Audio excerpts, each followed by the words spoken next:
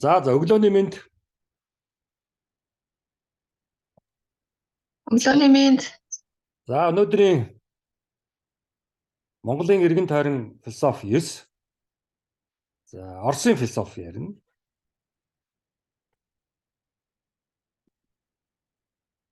За Монголын эргэн тойрон философи цуврал философи.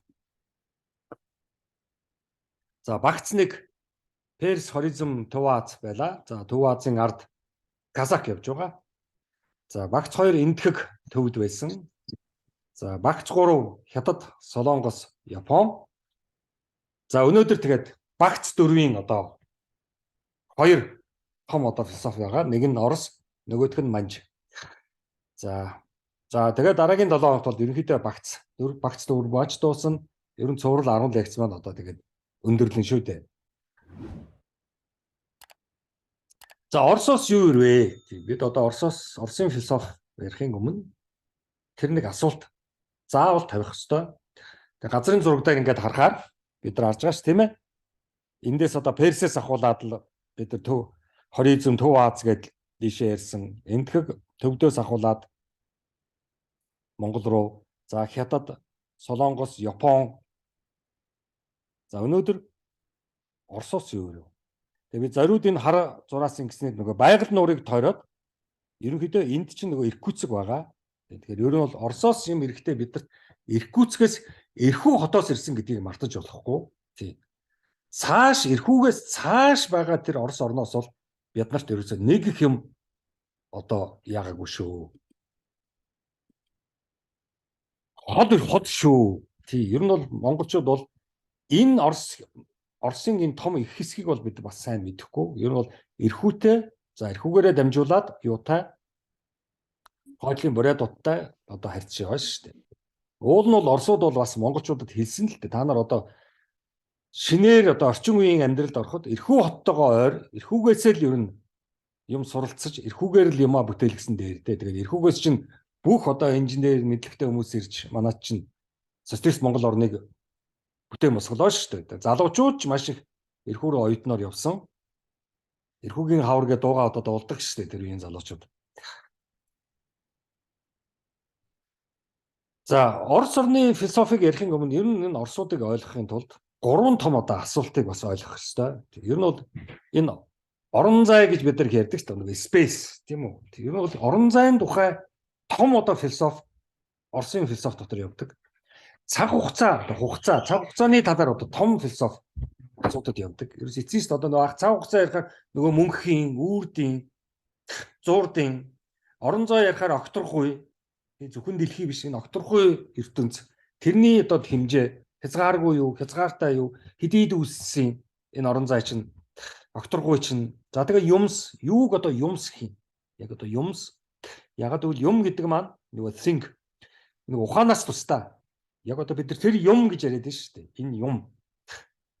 Тэр бүгдийг яг юм бие даасан одоо объект мөн үү биш үү? Эсвэл бид нар өөрснөө объект болгоод байна уу? За ийм 3 том асуулт бол дандаа Оросын одоо философи дотор явдаг. Энийг ерөөсөө мартаж болохгүй. Би одоо өмнөх одоо экзистенциализм, трансценденсийн философитор бас энэ цаг хугацааны талаар маш их ярьж ирсэн мөнхийн гэсэн ойлголт юу яриад байгаа юм. За анхдагч том одоо хамгийн анхны одоо том яг одоо философийн төвшөнд маш их нөлөөтэй анхны одоо философчуудын Чадаев гэж одоо хүн байна. Тийм. 1794 онд төрсөн. За энэ анхны одоо Чадаев гэдэг философч бол шууд л яг одоо философчийн ажлыг эхэлсэн. Тийм. За 1812 онд Москвагийн их сургуулийн оюутан байж байгаад сургуулаа орхиод Наполеоны эсрэг дайнд явсан. За одоо бид нар Оросыг одоо ингэж ойлгох хэрэгтэй байхгүй юу? Тийм. Ер нь бол дайн болж гэнэ үү, хэн нэгтэй дайн байлдаж яхад ард талд улс оронд их сургууль ажиллаж ил байдаг, хүүхдийн цэцэрлэг ажиллаж ил байдаг. Тийм үү? Бүх нийгэм ажиллаа хийгээл байж идэг. Тийм. Тэрээс одоо нэг дайнд орлоо гэх тэр улс ард түмэн эмгэн өвгөн үр хөвгттэйгээ шууд дайнд явж байгаа биш. Ард талд ажиллаа хийж л байна. Яг бол дайн гэдэг чинь фронт дээр болдог байхгүй, хил дээр болдог байхгүй. Тэр хил рүү зэргүүд яваал тэгэл тэмцэнэ байлдаад дайнаа хийгээл байж шүү дээ. За тэрнтэй яг адилхан Чада юу оюутан байхдаа Москвагийн их сургуулийн оюутан байхдаа 1812 онд сургуулаа орхиод дайнд явсан. За 1820 онд бол литературын клубд орж элссэн. За тэр үед Пушкин тэнд байж исэн. Тэгэхээр одоо хаваа тэнд дайн болж байгаа наан уран зохиол ярьсан, философи ярьсан, нийгэм ярьсан хүмүүс яах вэ? Бас тэр ажлаа хийгээл байж байгаа юм биш үү? Дайнд бол яг цэрэг бол чадхаар хүмүүс явна шүү дээ. Одоо манайхан энэ нэг Оросыг буруу ойлгоод байгаа байхгүй. Оросууд цэрэг дандаа цэргийн бэлтгэлтэй хүмүүсийг дайнд явуулдаг байгаа шүү дээ. Тэр зүгээр оюутан залуучуудыг явуулахгүй шүү дээ. Өөрснөө явъя гэж түрээдрүүл бэлдээд явуулна. Тэр чадахгүй хүмүүсийг бол хизээш дайнд явуулдаг байхгүй.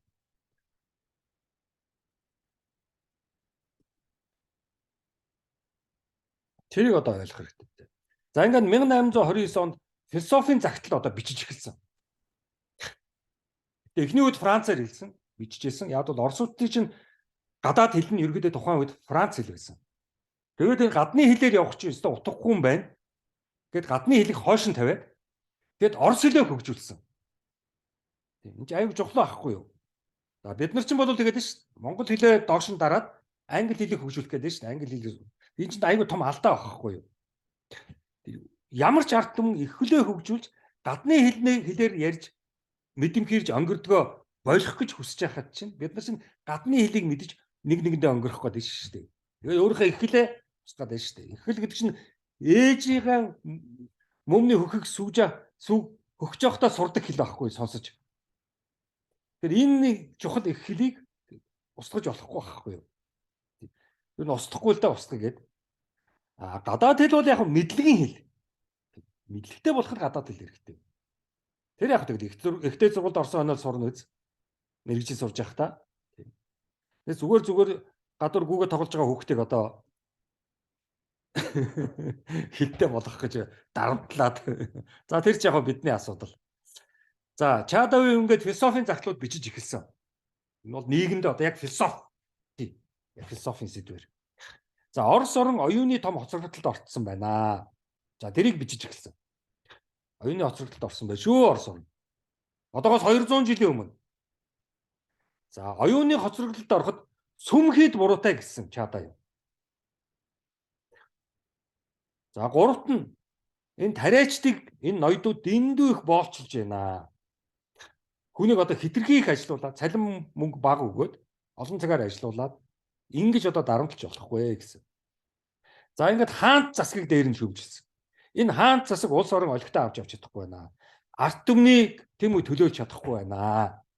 Хаант цамсаг дэндүү их хэрхэн мэдлээ. Дэндүү их явцурсан хөрөнгө мөнгө баян тарган албан тушаалын төлөөл болохоос ш. Улс орны хөгжилд хаант засаг анхаарч олигтой ажил хийхгүй байна гэж шүүмжилсэн. Ийм дөрвөн шүүмжилсэн. Чадави. За одоо тэгээ яах вэ? Хаан яасан?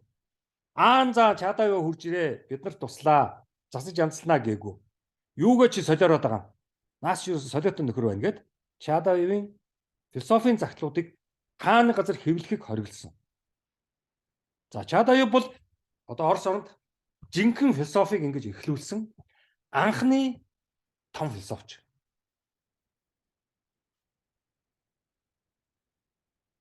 За дараагийн том философч руу оръё. За тэр бол Чернышевский гэдэг. За энэ бол бас том философч. 1828 онд төрсөн. Төрүүчийн зууны 19 дугаар зууны хүн. Бид нар чи 21 дугаар зууных шүү дээ. За Чернышевский Саратов гэж хотод төрсөн юм байна. Ер нь бол их сургуулийн олон хэлний ангиудад ороод маш олон хэл сурсан Чернышевский. Англи, Франц, Итали, Латин, Грек оюутан багтаа ерөөсөө бүгдийн сураад бүгдэнтэй зурлцсан. Нэг мэдлэгийн хэл, мэдлэгтэй болох гээд энэ хэлнүүдээс юм мэдэж авъя. Ер нь гадаад хэл чинь нөгөө мэдлэг нэмэгдэхтэл хэрэгтэй шүү дээ.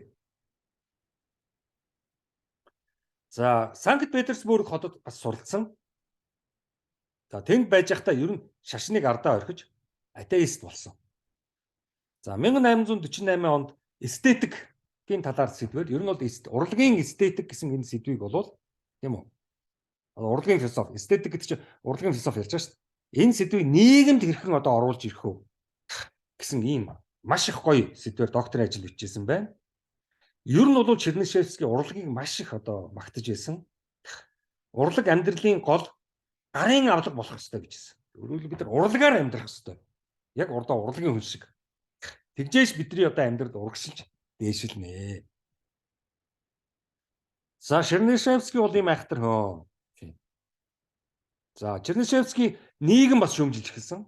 Ер нь бол философч бол нийгмийг дандаа шүүмжилдэг. Тэглээгээд нэг улс орноо муулж байгаа, ард түмнээ муулж байгаа биш. Нийгмийг шүүмжилдэг. Тэр аюул чухал. Одоо шүүмжлэх гэдэг чинь одоо муулж байгаа биш. Энийг одоо засаж янзлаач. Ийм дутагдал байна.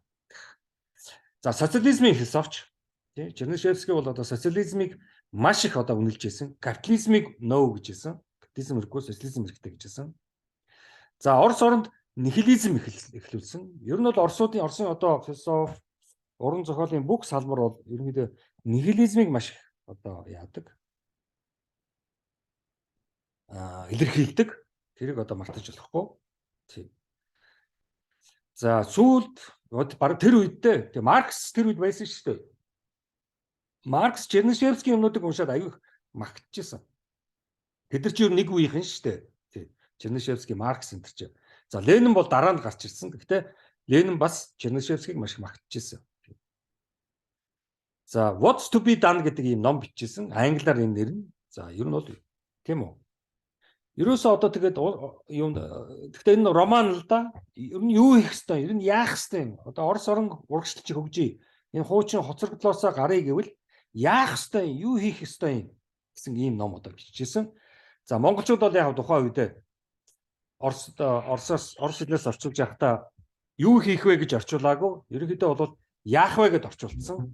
Уул нь бол юу хийх вэ гэж орчуулсан бол яг таарах байсан. Тэр яах вэ гэдэг нь арай л жоохон бүдүүн бараг орчуулга болсон. За тэр номоо бичснийхаа дараа бас одоо хааны уурыг хүргээд хаан уурлаад тэгээд шоронд сөллөгөнд явуулчихсан Чернышевский.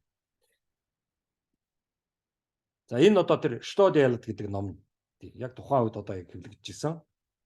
Маш одоо чухал ном Чернышевский. За Чернышевскийн эхлүүлсэн Оросын нихилизм юг хэлдэг вэ? Одоо бид нар нихилизм гэхээр үүсгдэг, юмыг дандаа үүсгдэг гэж ойлгоод байдаг шүү дээ. За тэгтэл юуг үүсгэсэн бэвэл ерөнхийдөө шашны ёсууд, зан заншлууд гэх мэт тэр бүгд рүү довтолсон. Зан заншил шашин хоёрыг шүүмжлээд тийшгээ довтолсон тэр үеийнхнийг нихилизмын үеийнхэн гэдэг. Шинэ үеийнхэн хуучуулын эсрэг хөдлөхийг нихилизм гэдэг. Одоо Хятад шинэ үеийнхэн хуучуул руугаа довтолсон үеийг соёлын хувьсгал гэж хэлдэг шүү дээ. Тийм. Ер нь нэг ард түмэн нихилизм, соёлын хувьсгал хоёроор ерөнхийдөө хуучуулаасаа салдаг. За этик, мэдлэг болон хүний амьдралд саад болснуудын эсрэг. Тийм. Ерөөсөө ингэж ёс суртахуун мэдлэг боловсрол тийм үү хүмүүсийн нийт ийм амьдрал саад болоод байгаануудын эсрэг одоо үйлдэл хийх тийм эсрэг ярих бичих тэр бүгдийг нихилизм гэж ярьж байгаа шүү дээ. Тэгэхээр одоо Монгол орнд өнөөдөр нихилистүүд байна уу үгүй юу? За Чернышевскийн дараа 3 дахь том философч бол одоо хэн? Соловьев. За Соловьев бол одоо мундаг философч, цэвэр философч.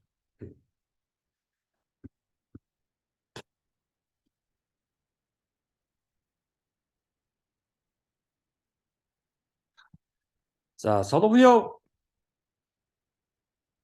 философч хүн яг одоо их сургууль философи сураад Москвагийн их сургууль философи сурсан. 1800 оны сүүлчээр тэгээд бас теологийн онолж теолог гэдэг маань нөгөө шашин судлал. За ном маш их бичсэн. За литературын шүүмжлэгч. Тухайн үед философийн хажуугаар бас литератур явж байгаа шүү дээ. Уран зохиол, яруу найраг, янз бүрийн номнууд маш их бичигдэж байгаа шүү дээ. Тэр хүмүүсийн бас бүтээлүүдийг шүүмжилж ирсэн. Одоо шүүмжлэн гэдэг чинь одоо эсэргүүцэж байгаа, муулж байгаа биш шүү дээ. Доош нь нэгсэн орлого биш шүү дээ. Тэнд яг юу бичигдсэн байна? Яг үнэхээр тэр сэдвээ гаргаж иж чадчихгүй юу? Өндөр түвшинд болж чадчихгүй юу? Эсвэл доод түвшний уран зохиол байна уу? Яруу найраг байна уу? Доод түвшинд бичсэн яруу найргийг бол тэгэл бас шүүмжлэн шүү дээ. Олигтой сэдвээ гаргаж чадаагүй байна. Муу зохиолч байна. За Соловьёвынхан бол гэрээрээ одоо бид нар бол яг тэ family гэдэг үгийг л гэр бүл гэж орчуулад байгаа юм л да. Уул нь бол family чинь шал өөр ойлголт л доо. За зохиолч ном бичдэг хүмүүсээс гэрээрээ ахынч эмэгтэй дүүнч ном бичдэг. За Москвагийн их сургуулийн философи оюутан болсон 1869 оноос 1873 хүртэл. За 1974 онд барууны буюу өрний философийн хямрал гэдэг ном бичсэн. Одоо та нар бодоод үзтээ Оросын философч барууны өрний философиг хямралтай байна. Та нарын одоо философи бүтгүй гэсэн юм ном бичсэн. Юу вэ гэхээр нөгөө Грекийн Аристотель биш шүү дээ. Аристотелийн зөвхөн хатуун мэдлэгт хүрэх гэсэн онол яванда гацаанд оруулна гэсэн. Тийм. Өөрөлд хүн зөвхөн мэдлэгийн төлөө, нийгэм зөвхөн мэдлэгийн төлөө, улс орон зөвхөн мэдлэгийн төлөө явах юм бол хатуун ингээд мэдлэгийн төлөө явах юм бол бас явандаа гацаанд оруулна. Энийн чинь цаана нөгөө юу явж байгаа вэ? Нөгөө спирит, эрдэм, вирчүү хоёр явж байгаа шүү дээ. Одоо вирчүү, спирит хоёрыг орхиж болохгүй. Тухайн хэмжээгээр тухайн тэр хүний спирит, тэр сүнслэг, тэр оюунлаг, тэр бурханлаг тэр нь одоо устж болохгүй.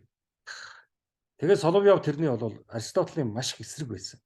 Мэдлэг бол яваанда хүн төрлөختийг баллаж мэднэ гэдгийг чинь мэдж байгаа байхгүй юу. За 77 онд 1877 онд Санкт Петербург хот тухайн үеийн нийслэл рүү нүүсэн. За Санкт Петербургт хотод очоод тэнд байсан нөгөө зохиолч Достоевскийтэй таарлцсан. Ингээд Достоевскийтэй найзалж одоо нөхөрлсөн. Тийм. За Соловьёв Санкт Петербургт очоод философийн профессор болсон. Гэхдээ жоохон байжгаад ер нь их сургууль бол ерөөсөө дэмий юм байна. Энд бол би одоо олигтой ажиллаж чадахгүй юм байна. Хийх гэсэн юм хийж чадахгүй маань ямар ч эрхчлөөгүй юм байна гэд их сургуулийг орхин явсан. За ингээд Соловьёв чөлөөт философч болсон.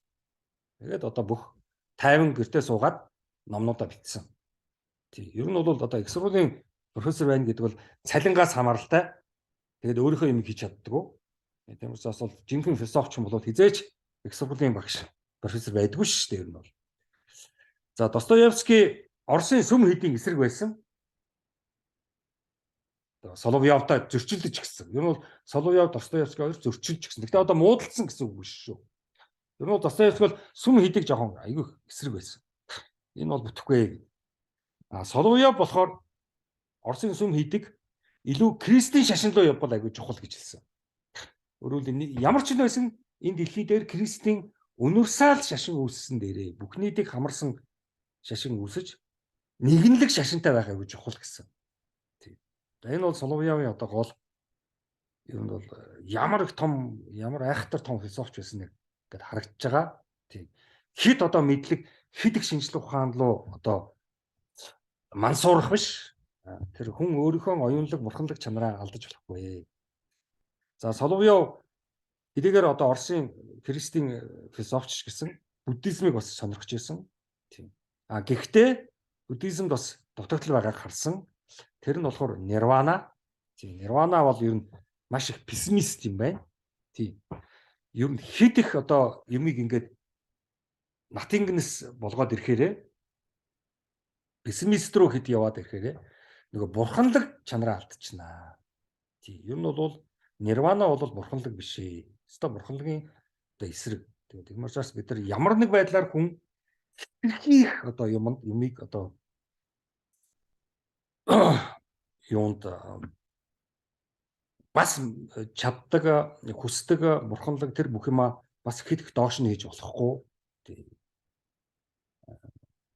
Заавал байх ёстой гэсэн. Нэг талаас мэдлэг шинжлэх ухаан хэрэгтэй.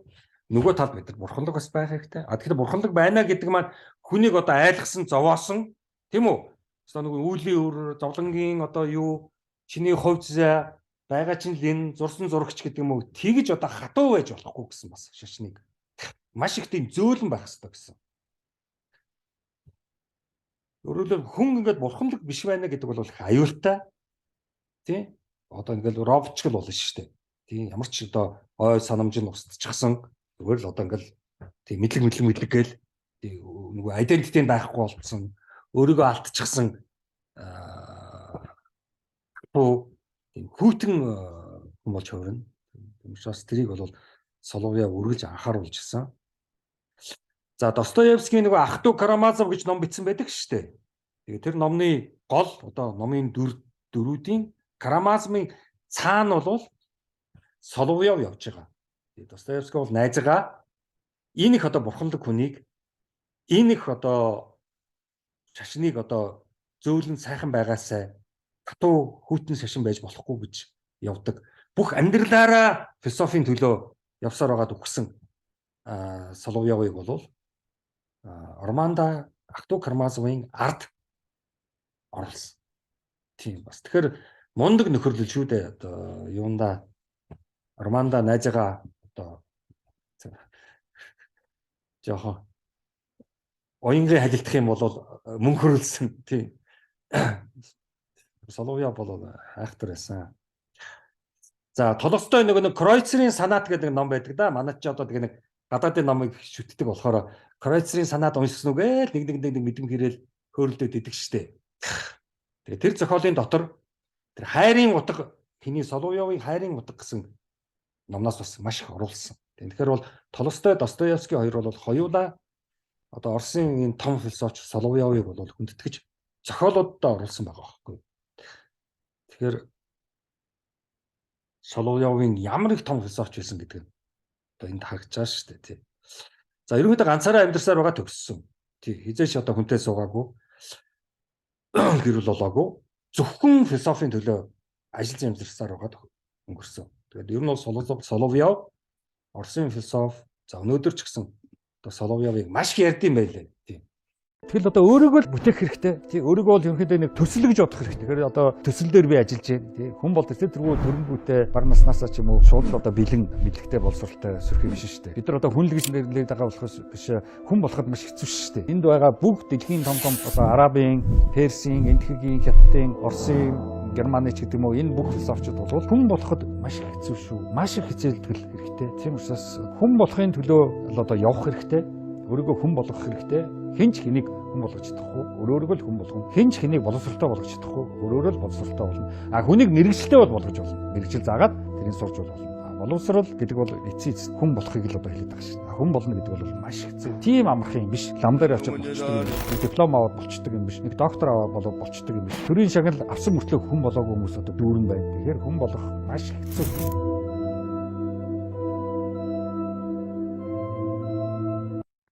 За чөлөөт философч Соловьёвын дараа Флоренский гэж энэ философчийг бид ярих ёстой.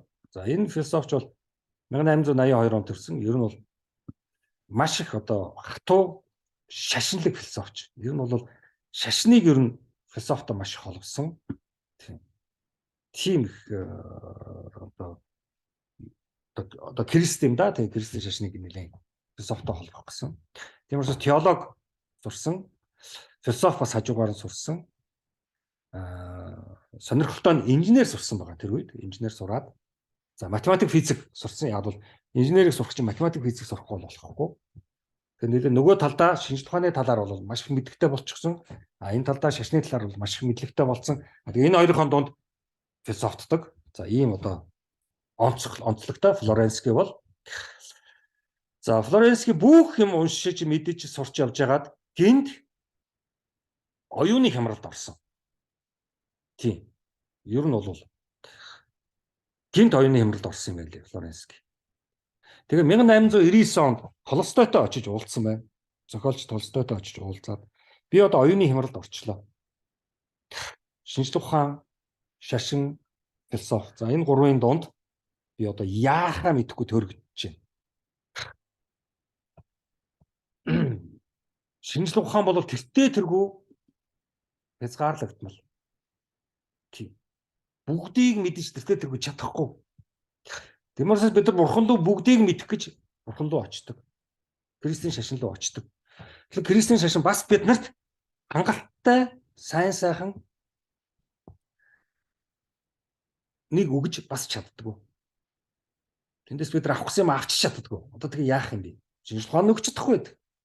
Бурхан надад өгч чадахгүй. Одоо би тэгээ юунд үнэмшиж, юунд утга учир өгж амьдрахын гэсэн ийм одоо оюуны хямралд ороод амьдралын хямрал биш шүү, оюуны хямрал. Манайх ингээд андуураад байдаг шүү, оюуны хямралд орохыг амьдралын хямрал. Амьдрал бол яа гэм бэ? Тэгэл нэг хоолтой хоолгоо хоолгүй тэгэл болж л байдаг шүү дээ. Эсвэл тэргүй зарим хүмүүс чи бүтэн сар мацаг барьж үлсдэг гэжтэй. Тэд чи одоо бүтэн сар зовж байгаа юм биш шүү дээ. За хүүхэд нас маш их шашинлаг аавын дэргэд өссөн. Залуу насндаа их сургуульд ороод оюутан болоод маш их мэдлэгтэй болсон. Тэгэд энэ хоёрын зөрчилдөж байгаа юм. Хүүхэд насны аавын тэр шашинлаг залуу оюутан болоод их сургуулийн оюутан болоод Москвагийн их сургуульд сурч байсан шүү дээ. Тэнд болоод мэдлэгтэй болоод боловсралтай болоод одоо аавын шашин оюутан цагийн их сургуулийн мэдлэг боловсрол хоёроо одоо зөрчилдөж шүү дээ. За одоо тэгээ би энд яах вэ? Яг одоо залуу хүнд явагддаг үйлдэл шүү дээ. Уул нь амьдрал ороод ирсэн хойно энэ болцсон байх ёстой л доо. Тэгээ. За 1904 онд Москвагийн их сургуулийг төгсөөд тэндээ багш болсон. Москвагийн их сургуулийн багш болоод. За 1914 онд цуврал номнуудаа хэвлүүлсэн.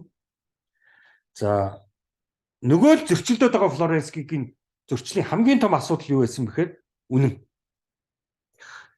За ингээд шинжлэх ухаан үнэн гэхэлж чадахгүй байна. Чадахчгүй. Ер нь шинжлэх ухааны даалгавар биш шүү дээ үннийг мэдэх. Бурхан л үннийг мэдэх ёстой шүү дээ. Тэгэхээр бурханаас би үннээ авч чадахгүй шүү дээ. Одоо бид нэг яах юм? За ингээд үнний тулгуур ба үнний үндэс гэсэн ном бичсэн. За тэндээсээ докторийн сэдв бас доктор болсон. Докторын сэдв болохоор бурханлаг үнэн. Тийм энэ бол айгүй гоё. Тийм Флоренско бол айгүй сайн юм байлээ. Ер нь Орсын философичд бол том. Өөрөөр альва нэг үнэн байлаа гэвэл тэр их бурханлаг үнэн байх ёстой гэж шүү дээ. Яг бол үнэн чинь ихэнхдээ хатуу байдаг шүү дээ. Зарим үнэн хүйтэн. Хүн аль шүү дээ. Зарим үнэн бол хэд их өнгөрөөсөн, хөөргсөн, баярлуулсан, жаргаасан үнэн байгаа шүү дээ. Тэгэхээр энэ хоёр туйлын дунд үнэн өөрөө бурханлаг үнэн байвал хамгийн сайн гэж байгаа байхгүй юу? За Сталин түүнийг Парис руу цөллөгөнд явуулахаар шийтгсэн. Ер нь том философчдыг бол юунууд хаадууд энэ юунууд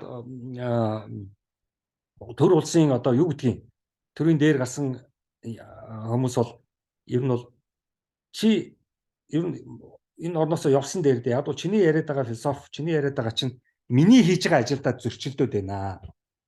Тэгэхээр чи явсан дээрээ гэдэг гэж дандаа цөллөгөнд явуулж байгаа шүү дээ. Тэгээ Орос орноос яваагүй Флоренский. Би явахгүй гэсэн. Тэгвэл тэгээ чи одоо хамаагүй юм бичиж тийм олон нийт рүү хандаж болохгүй. Тэрийг одоо хорчиж байгаа шүү дээ. За тэгээ яасан Флоренский? За би ерөөсөө тэгвэл боллоо. Инженерийн ажлыг хийе гэсэн. За ингээд эрчим хүчний төсөл дээр ажиллаад инженерийн ажлыг хийсэн.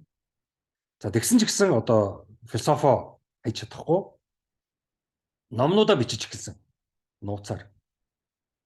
За тэгээ баригдсан. За тэгээ яасан? Буудуулах ял авсан. Анги Флоренскийд ус төгсгөл болж байгаа.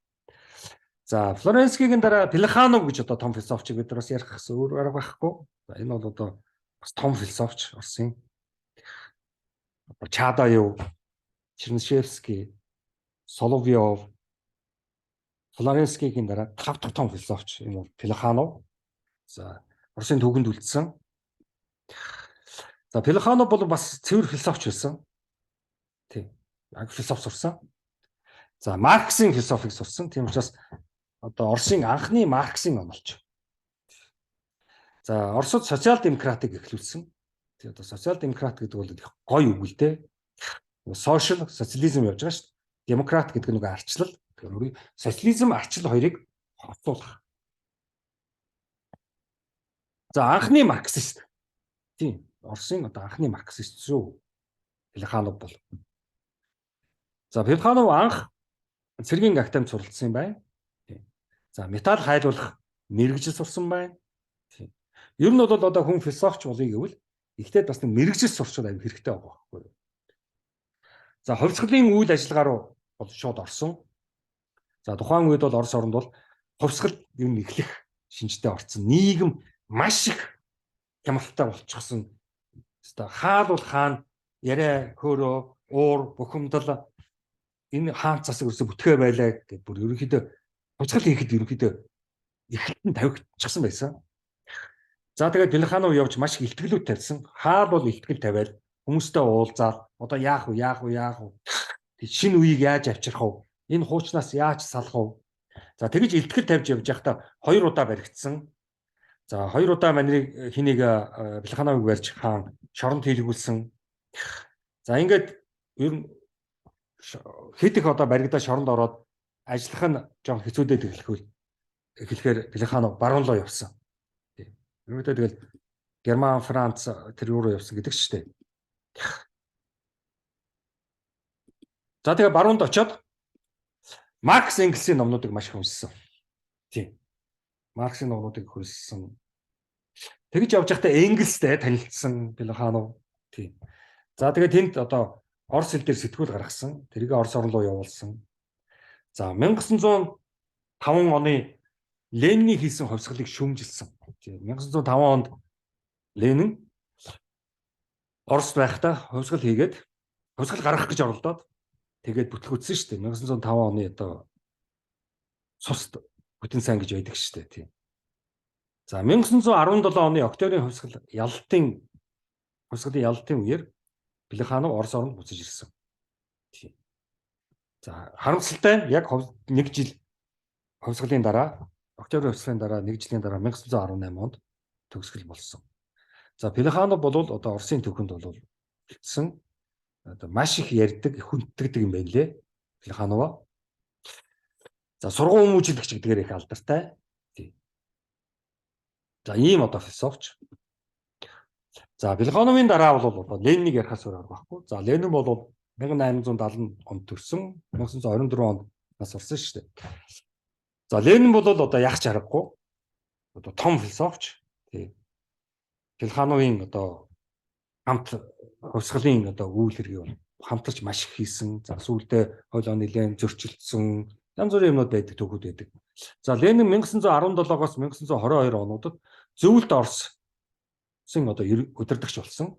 Тэгэхдээ энэ зөвлөлт гэдэг нэг Совет гэдэг үг яваад байгаа. Бид нар бол зөвлөлт гэж жоохон буруу орчуулсан юм байлээ. Уул нь зөвлөлдөх юм байлээ.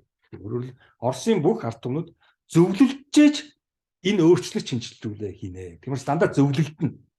Нэг хүн дураараа хийхгүй. Хэсэг нөхдөв нийлж гад дураараа хийхгүй. Заавал зөвлөлдөнө. Тэгэхдээ зөвшөлтсөл бол биш. Зөвлөлдөх. Зөвшөлтсөл бол за одоо наанаас чи одоо тэгин шүү, ингийн шүү гэж хагаад 1 евро сэдв рүү тулгачж байгаа шүү дээ. Зөвшөлтсөл бол. Консенс гэдэг яваад байгаа. За энэ бол консалтинг, зөвлөлт. Одоо энэ юунууд чинь манай чинь энэ хэний Америкийн нэг Фишкин гэж профессорын энэ зөвлөлдөх арчлал гэдэг тийм шинэ ойлголт гараад ирсэн байл шин Оросоос л авсан байлээ л дээ тэр Фишкин. Тэр чи одоо бүр энэ хин тэр манай төрөхийн чинь залуучууд чинь аваад Фишкиныг Америкаас авчирж найзалж хагаад тэгээд нэг тийм зөвлөлдөх арчлал гэсэн тийм номын лекцийн материалын бүр үнцэн хөлөнд оролцсон байл шүү дээ. Би чинь сайн нэг энэ өвөл чинь нэг тэр зөвлөдөх юу энэ төргээл ард түмнтэйгээ зөвлөлдөн ард түмнөөсөө асуун энэ төргээл ханд одоо юу яриад байгаа юм бол гэд ордонтой хуралд орсон шүү дээ. Тэгсэн чинь харин энэ нөгөө зөвлөлтхийг л яриад байлээ. Тэг би хэлсэн шүү дээ. Тэр одоо тэгэл шоконд л орж ирлээ нөгөө мэдэхгүй хажууд нь юм мэддэг Монгол философч байгаад ах чинь хүнээс асуухгүй хаа байсан Америкаас нэг нөхрийг авчирчихсан. Тэрнийхээ ямиг шин мундаг юм гэсэн чинь нөгөө Америк нь Оросын ямиг сайхан англи хэл дээр болгоод гоё Америк шошго зүгээд бид нартай сайхан удалж яваад гэж байгаа байхгүй. Тэгээд тэр бол бүтэхгүй артсан байхгүй. Хажууд нь мэддэг хүн номыг уншсан суугаад ах чинь хүнээс асууна гэж байхгүй. Нэрлэх үү юм уу? Атаа арах уу юм уу мэдэхгүй. За Ленин бол коммунист намыг үндэслэгч. Бид нар зөвлөлт холбоот улс гэж нэрлэдэг байгаа чинь буруу шүү. Зөвлөлдөх холбоот улс шүү. Оросын бүх холбоот улсууд хоорондоо зөвлөлтөх холбоот улс. Зөвлөлт холбоот улс биш. За 1922-оос 24 онд бол зөвлөлдөх холбоот улсын ерөнхийлөгч байсан Ленин. За коммунист намыг үндэслэгч. За марксист онолыг хэрэгжүүлсэн. Цэвэр Марксыг уншаад шууд Орос оронд хэрэгжүүлсэн. За тэгээд тэндээсээ Оросуудад бас таарсан онол гаргаж ирсэн. Олон ботнон байгаа. За тэрнийг Ленинист онол гэдэг шүү дээ. За одоо социализмын үеийн бид нар бол марксизм, ленинизмыг сайн мэднэ л дээ. Тэр талаар яг та нар дотор бас сайн мэдэхгүй байх тий. За Ленины гар үүсэл бол Орос, Герман, Швед, Еврей, Халимаг ийм 5 ард түмний одоо цус Ленин дотор яваа. Жав, Имэ, Өвөө юу гэдгийг. Тэд нар хаанаг Оросын ч юм уу, Германы ч юм уу, Шведийн ч юм уу, Еврей ч юм уу, Халимаг ч юм уу нэг эмгэн өвгөн явсан. Тий. Халимаг гэхээр нь манайх чи шууд л монголчууд чинь тэгж хаанаг газар Монгол гэдэг үг сонсогддог юм уу? Хаанаг газар Чингис, хаанаг газар Тэмүхэй үг сонсогдоход манай юм бэ гэдэг шүү дээ. Энэ Халимаг бол бидний энэ Монгол улсын монголчуудаа ямар ч хамаагүй шүү. Ер нь дэлхийн хааны газар Монгол гэдэг гэсэн нэр гарахад бидэртээ ямар ч хамаагүй.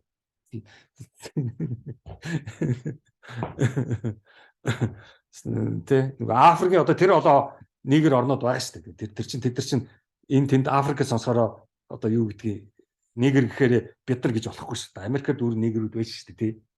Тэгээд тэд нар Америкт байгаа нэгэрүүд энэ тэнд нэгэр гэж сонсохоор манай Африкийн нэгэр байна гэдээ одоо солиороод идэв шүү дээ, тий. За 15 настайд аав нас орцсон. Эрэгтэй хүүхэд шүү дээ. 15 настай дээр. Одоо энэ аав нь маш их нөлөөтэй ард түмнүүд ахгүй юу? Одоо манайх шиг адуучин ард түмэн чинь аав нэг үүрэгтэй гэж шүү дээ. Эдгээр чинь нөгөө нийгэмд амьдарч байгаа хүмүүс чинь нөгөө өвлгөн жишээ санхүүжилт хүн болоход аав нэг чухал гэдэг байхгүй юу?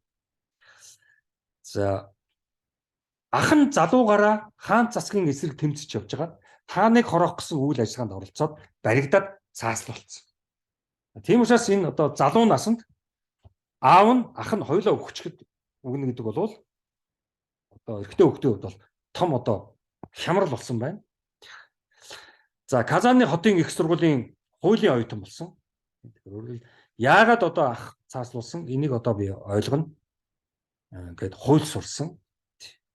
За цуглаанд оролцож хаан засгийн эсрэг бүлгэм толгойлж байсан тул баригдсан. За сургуулаас нь гаргачихсан. Тэгээд тосгон руугаа яв гэсэн тушаал явсан. За ингээд тосгон руугаа цөлөгдсөн. За тосгонд байхдаа юу хийх ёстой вэ гэсэн нөгөө өмнөх философч Чернышевскийн номыг романыг уншсан. За улс төрийн янз бүрийн үйл ажиллагаа хийж явж байхдаа Марксийн Капитал номыг олоод уншчихсан. Тийм. За ингээд одоо толгойд нь янз бүрийн орж ирж шүү дээ залууны толгойд.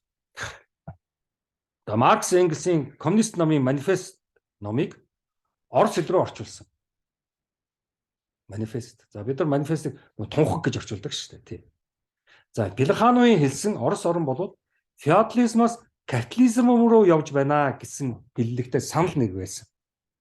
Тий. Тэгэхээр өөрөөр хэлбэл одоо феодализмаас капитализм руу явж байгаа орос орныг яаж феодализмаас капитализмаас зайлуулад социализм руу явуулах вэ? За бид нар бол энэ Ленинийн хэлсэн үгийг монгол хэл рүү орчуулад өөрсөн дээрээ буулгацсан. Тэр бол бид нартай ямар ч хамаагүй шүү. Оросын юм шүү. Тэр капитализмыг алгасч социализм руу явна гэдэг чинь Оросын юм. Манай юм биш шүү. Бид нар чинь одоо феодализм байж байгаа капитализм руу явж байсан орн биш шүү дээ.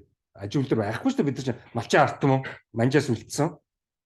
Тийм. Тэгэхээр бид нар тэр феодализмаас капитализмыг алгасч социализм руу гэдэг бол бидний юм биш шүү. Оросын юм шүү. За ингээд тэр манифест тунхагийг бол Орос оронд хэрэгжүүлж эхэлсэн. Маркс Энгельсийн номыг Орос оронд хэрэгжүүлж эхэлсэн Ленин. Тийм. Ангийн тэмцэл устгах. Баячууд, ноёдууд, төрийн албан тушаалтнууд, хаадууд, нөгөө талд тариачин, ажилчин цалин хүрдэггүй эмч багш нөгөө пролетар гэдэг чинь амьдралд нь цалин хүрдэггүй эмч багш одоо юу гэдгийг нийгмийн давхаргыг нэрлэж байгаа шүү дээ пролетар гэдгээр. Зөвхөн ажиллаж англи биш. За одоо тэгэд яах вэ? Ажиллах шаардлагагүй мөнгө нь ихсээд идэг дээдс байчууд. Ажиллаад байхад цалин мөнгө нь хүрдэггүй нийгмийн энгийн хэсэгтэн ажилтан хүмүүс багш эмч нар одоо юу гэдгийг цоглогч годомжны хог шүүрдэгч. За эднэрийн асуудал гарч ирсэн. За тэгэд энийг ангийн тэмцлэг яаж устгах юм? Монгол бол тэртээ ганцхан малчин байсан социализмаас өмнөх малчин энэ Монголд бол ангийн тэмцэл бол байгаагүй. Байх боломжгүй. Тэр үед ямар багш эмч нар байсан биш. За социализм руу яаж явах вэ? Капитализмыг алгасч социализм руу яаж явах вэ? За социализмыг байгуулчих юм бол дараа нь коммунизм руу явахд их амар болчихж байгаа. За социализм гэдэг чинь юу гэсэн үг юм? Бүгдээрээ ажил хөдөлмөртөө тэгш хэрэгтэй байр савтай хоол ундтай болохыг социализм гэж байгаа. Утилитаризм бүгдээрээ адилхан. Хэнийг ч хайж орхиж болохгүй. За хэрвээ нийгэм тийм болоод чадчих юм бол одоо коммунизм руу явна гэж байгаа байхгүй юу? Коммунизм гэдэг нь юу? Хүн өөрийнхөө чадах, авьяас, чадвар, хүсэл эрмэлзлээрээ ажиллаа хийн. Ямар нэгэн тулгсан, дарамтлсан байхгүйгээр би ажиллаа хийн. Тэгээ нөгөө талд өөрийнхөө амьдралын хэрэгцээгээр би цалин авна. Хэрэгцээгээр. Шунал байхгүй. Дутагдахгүй хэрэгцээ. Тэр чинь коммунизм болж ирээд байгаа шүү дээ. Чадварынхаа хэрээр ажиллаад хэрэгцээнийхээ хэрээр нийгмээс хүртэж явна. Нийгмээс шүү. Нийгмээс. За тэгээд нөгөө коммунизм чинь тийм учраас тэгээд байгаа шүү дээ. Эв хамт нийгэм гэдэг байгаа шүү дээ. Эв хамт. Социализмыг тухайн үед орчуулахдаа нийгэм жоромт гэж орчуулж ирсэн. Коммунизмыг бол нийгэм эв хамт.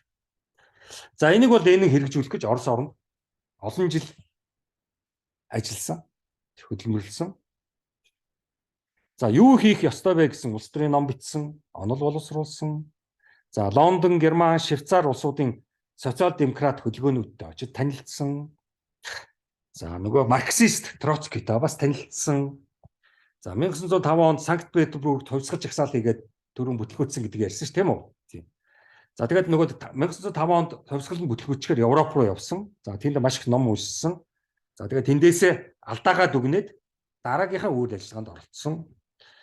Хувьсгалын тохироо бол 1905 онд бүрдээгүй байсан юм байна гэсэн дүгнэлтэн төрсөн.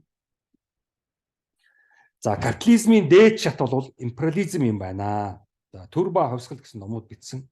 Капитализм чинь бүх шуналтнууд дээд хэмжээнд бол хөрөнгөтэй болчихж байгаа шүү дээ. Одоо тэгээд тэр хөрөнгөө хамгаалахын тулд дайн, дажин, зэвсэг, мэвсэг одоо юу байдгийг, улс орнуудыг өмүүлэх одоо юу байдгийг тийм арга хэмжээнүүд авна шүү дээ. Яг бол тэгэхгүй бол нөгөө их хөрөнгө цуглуулсан хөрөнгөө буцаад алдчих гээд байгаа байхгүй. Тэрхийг цуглуулсан тэр капитализмын хөрөнгөө хамгаалахын тулд империализм болж байгаа байхгүй. Тэгээ тэр нь империализм гэдэг чинь дайн. Тэгэхээр одоо энэ дэлхий дээр болоод байгаа барууны орнуудын одоо дайнууд Сирия, Ирак, Вьетнам одоо юу гэдгийг тэр болгонд одоо яагаад дайнууд болоод ирсэн юм бэ? Бид нар яагаад дандаа дайн сонсдог байсан юм бэ гэвэл империализм устдууд байхгүй юу? Их хөрөнгөө хамгаалахын тулд дандаа дайн. За ялангуяа улс оронд иргэний дайныг бол үргэлж үүсгэж шүү дээ. Иргэний дайн чинь бол их хөрөнгөтэй хүмүүс хөрөнгөө хамгаалахын тулд дайн хийж байгаа шүү дээ. Одоо шил бид нар яриад шүү дээ. Маш их зээл аваад маш хөнгөтэй болсон хүмүүс шүү дээ. Одоо энэ хүмүүсийн хөрөнгөө буцааж өгөх бодохгүй шүү дээ. Тэр одоо яах вэ? Ямар нэг байдлаар нийгэмд зөрчил үүсгэж шүү дээ. Тэгээс одоо бид буцаад мөнгө өгөхгүй шүү дээ. За уушлаараа маа гэдэг. За правда үнэн гэдэг сонир хөлүүлсэн. Тэр одоо бид нар харж байгаа биз? Тэр Соловьев дээр явж ирсэн, Флоренский дээр явж ирсэн, одоо энэ Ленин дээр явж ирсэн. Дандаа үнэн яриад байгаа биз? Тэр энэ Оросуудын нэг онцлогч энэ байхгүй. Оросууд чинь дандаа үннийг эрхэмлдэг байхгүй юу? Барууны орон арчлаг яриад байхад Оросууд үнэн яриад байхгүй юу? Энэгээр ялгаатай. За 1917 онд октябр. За бид нар бол яг Октябрь гэдгийг 10 сар гэж орчуулдаг.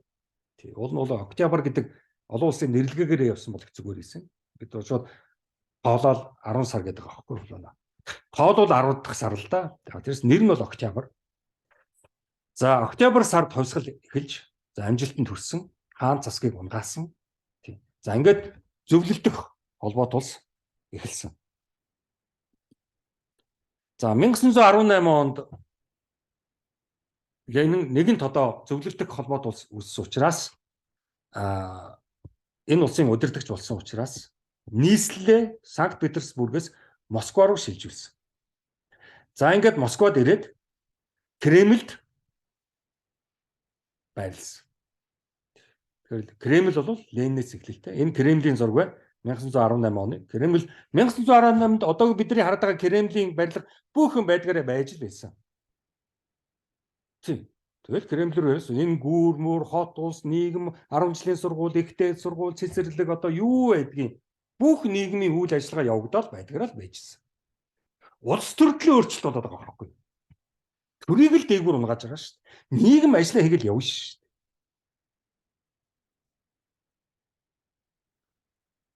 Тэр нөгөө манай тэр 90 оны хувьсгал гэж солиороод байгаа чинь тэр байхгүй юу? Нийгмийг өмүүлээ хийчих байгаа байхгүй. Тэр төрийн ордонд л өөрчлөлт болох хэрэгтэй байсан байхгүй юу? Цэцэрлэг ямар хамаатай юм бэ? Тийм. Социализмч ачаалч цэцэрлэг байдаг л байна шүү. 10 жилийн сургуульд ямар хамаатай. Яах гэж тэр цэцэрлэгийн барилгуудыг хөвчилж байгаа. Үйлдвэрүүдийг яах гэж хөвчилж байгаа. Тэг үйлдвэр ажилчин ажиллаа хийгээл явж шүү дээ. Тэр чинь бид нар чинь бүр том солиор болсон байхгүй юу? За ингээд нийгэмд одоо нөгөө зөвлөлдөх холбоот улс чинь өөрчлөлт шинжилэлт болоод эхлэнгүүтэл хөрш орны ард түмнүүдийн асуудал гарч ирсэн. За одоо энийг Оросууд тэгээ яах ёстой юм? Тий. Ягаад гэвэл нөгөө ялагдсан хааны цэргүүд чинь зүхтаагаад хөрш орнууд руу очиж байгаа. Казахстан, одоо энэ Төв Аз, Азербайджан одоо юу байдгийг, Армени одоо юу байдгийг. За тэгээд манай энэ уртлын Ар Монгол ишиж ороод ирж байгаа. Зүхтаагаад. Тэгээ буцаж очиж улаантнуудыг будаа болгондоо гэд. Хаан засгийнхан ялагдсанараа дуусахгүй шүү дээ. Буцаад үдэлцснээ л гин шүү дээ. Тэгэхээр цагаан Орос чинь наашиг ороод ирчээд эндээс хөдлөх гэсэн чинь энд цагаан Оросыг дэмжих цэрэг айрын монголчин байхгүй юм чинь. Үгүй малчин эсвэл ламнар л байж байгаа шүү дээ. Хүрээний хэдэн ламнар. Тэ. Тэгээд байж ахт нь харин улаантнууд хойноос нь хөөж ирээд тэгээд энэ манай энэ Хяакт энэ Хойгор Сэлэнг аймгийн нэг өрчин бөөн юм боллоо шүү дээ. Тэгээд улаантнууд чинь цагаатнуудыг устгасан шүү дээ. За тэгээд нэг улаан Орос чинь энд ороод ирэнгүүт манайхан чинь яач байгаа шүү дээ. Бид нарт туслаач гэдэг. Тэгээд за тэр бол дараагийн лекц 10 дээр ярин тэр тухай. За цагаатнуудыг зөвхөн одоо Азийн орнуудаас цагаатнууд хөлжөөд улаантны эсрэг дэмжих гэж оролцсон биш. Бас гадаадынхан цагаатнуудыг маш их дэмжсэн. Англи, Франц, Америк, Канада, Итали, Японууд цагаатнуудыг санхүүжүүлсэн. Очиж Лениныг устгах гэдэг. Улаантнуудыг устгах гэдэг. Тэгээ өнөөдрийн одоо Украин болоод болж байгаа дайныг одоо эндээс ойлгох хэрэгтэй байхгүй. Ерөөс тэргүй Орос орныг устгах гэсэн бодлого бол барууны орнууд үргэлж явдаг. Одоо ч гэсэн Украинд Англи, Франц, Америк, Канада, Итали, Японууд туслаад байгаа шүү дээ цагаараа. Одоо дээр нь бүр Германууд хүртэл тусдаг болсон шүү дээ. Нөгөө Германууд чинь бас дайн хийх гээл. За улаан арим улам томрох шаардлага гарсан. Ингээд Орос орнд иргэний дайн болсон. Октябрийн хувьсгалын дараа 20-од онд 20 хэдэн онд Орос орнд бол 0 иргэний дайн. За дайн ялтаар төгсөж бусад олон оронд коммунист намууд байгуулагдаж Коминтерн үүссэн. Нэгэнт Оросоор одоо ялцсан барууны цагаантан бүгдийг ялсан. Оросч аймаш шүү дээ. Иргэний дайндаа ялт байгуулсан. За тэгсэн чинь коммунизм ямар гоё юм бэ гэдэг дэлхийн олон оронд коммунизмын хөдөлгөөн үүссэн. За тэгээд энийг одоо барууны орных нь дарсан шүү дээ. Тийм. За Төв Азийн хөршүүдэд феодализмаас бас салах гэсэн урам орсон. Тийм. Оросыг хараад үгүй энэ нэг балай хаан Тэгээ одоо ноён гэсэн энэ нэг балай нөхдүүдээс салж бас болдгийм байж штэ. Энд чинь зүгээр цаанаасаа зурсан зураг муу хувь заяа биш юм байж штэ. За ийм урам орсон. За ингээд яасан нөгөө Монголын асуудал гэсэн. Бид нар чи эндээ одоо бас асуудалд орж ирсэн. Энэ нөхдүүдийг хусаад нугаашхамсан гэсэн орлогод эхэлсэн. За ингээд эндээс 10 өөр Монголын асуудал үүссэн шүү дээ. Өнөөдөр хүртэл одоо бид нар тэр асуудлаа шийдэж чадахгүй л байж шүү дээ. За философчдын усан онгоц гэж их юм түүхэнд нэртэй юм усан онгоц байдаг. Яасан гэсэн чинь Ленин ч одоо нөгөө нэг марксизм ленинизмын философийг Орос оронд түгээх гэсэн чинь өөр янз бүрийн бас нэг философчд, тэр үеийн философчд Бердяев гэх янз бүрийн нөхдөд байд юм аа. Бид нар Ленинтэй жоох эсэргүүцсэн. Тэгэхээр Ленин за та нар ерөөсөө Орос орноос яв. Энд цоо шин Орос орныг бүтээх гэж байгаа.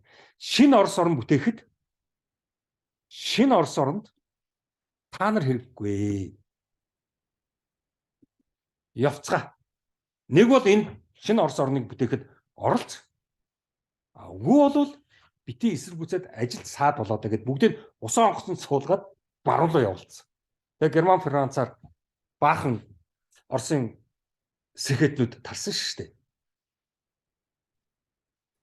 За энэ бол тэр усан онгоц. За яагаад энэ бүхэн ер нь явагдаад байна? Яагаад Орос оронд ингээ тийм үү философи гарч ирээд шинжилэлт явагдаад хувьсгал явагдаад дотроо зөрчилдөөд иргэний дайн болоод тэрнээсээ салаад тэгэл Орос орж одоо гадаадынхан дайраад тэрний эсрэг бас тэмцээд ингээд Орос орж яагаад ингээ дараа тийм яагаад 50 байх боломжгүй байгаа гэдэг ийм том асуудал гарч ирж байгаа байхгүй. Тэгэхээр энэ бол логикийн том асуудал байхгүй. Тэр нь бол философичны логик бол аягүй чухал байдаг хгүй. Аливаа нэг үйл ажиллагаа яагаад болсон тэндээс үнэлт дүгнэлтэнд хүрэх. Тэгээд тэндээс үнэлт дүгнэлтэнд хүрнэ гэдэг чинь ерөнхий нэг ойлголт болж байгаа. За индукц гэдэг энэ философийн нэг ойлголт байдаг байхгүй. Англиар inductive reasoning гэж байгаа. Энэ бол тодорхой нэг ажигласан, тодорхой нэг болж байгаа нэг үйл явцаас ерөнхий нэг ойлголтод хүрэх. Тэр ерөнхий нэг ойлголтод хүрснээрээ тэр нь аргалгаа болоод ерөнхийдөө нэг танин мэдхүү үүсэх. Тэр Оросд болж байгаа тэр үйл явдлуудаас бид нар ерөнхий нэг ойлголтод хүрэх. Тэгээд тэр нь Оросын тухай танин мэдхүү мэдлэг болох. Тэр бол Орос орн бол нэгдүгээр гадны дайснууд бол маш их байна. Нэгдүгээр дотроо өөрчлөгдөж шинжлэх гэсэн хүсэл эрмэлзэл маш их байна. Тэгээ энэ хоёр бол Орос орны үеийн үед асуудал болж ирсэн юм байна. Үеийн үед. Дотоод хүсэл эрмэлзэл гадаадын дарж дарангуйлах гэсэн тэр их том газар нутгаар нь шунсан шунал энэ хоёр бол Оросын философи.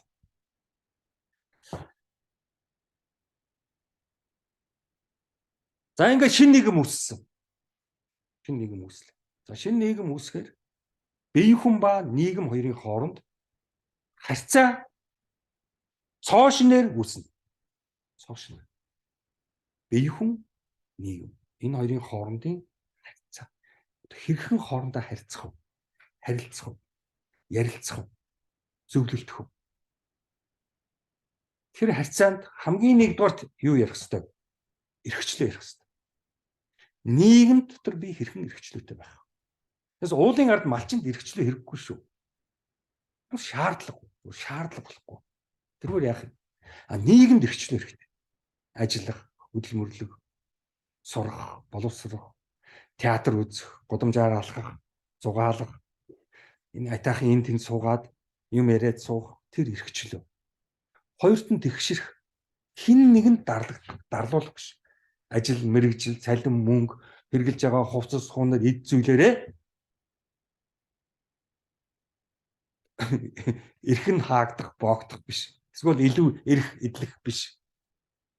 Бүгдийг тэгшэрхтэй байна. Ерөнхийлөгчөөс ахуулаад годамжны хогш үрдэж байгаа иргэн хоёрын хооронд тэгшэрх. За энэ бол маш хэцүү. Ив нэгдэл байхгүй дандаа хэрүүл урал бухимдал хараал шударгас. За энэ одоо маш чухал.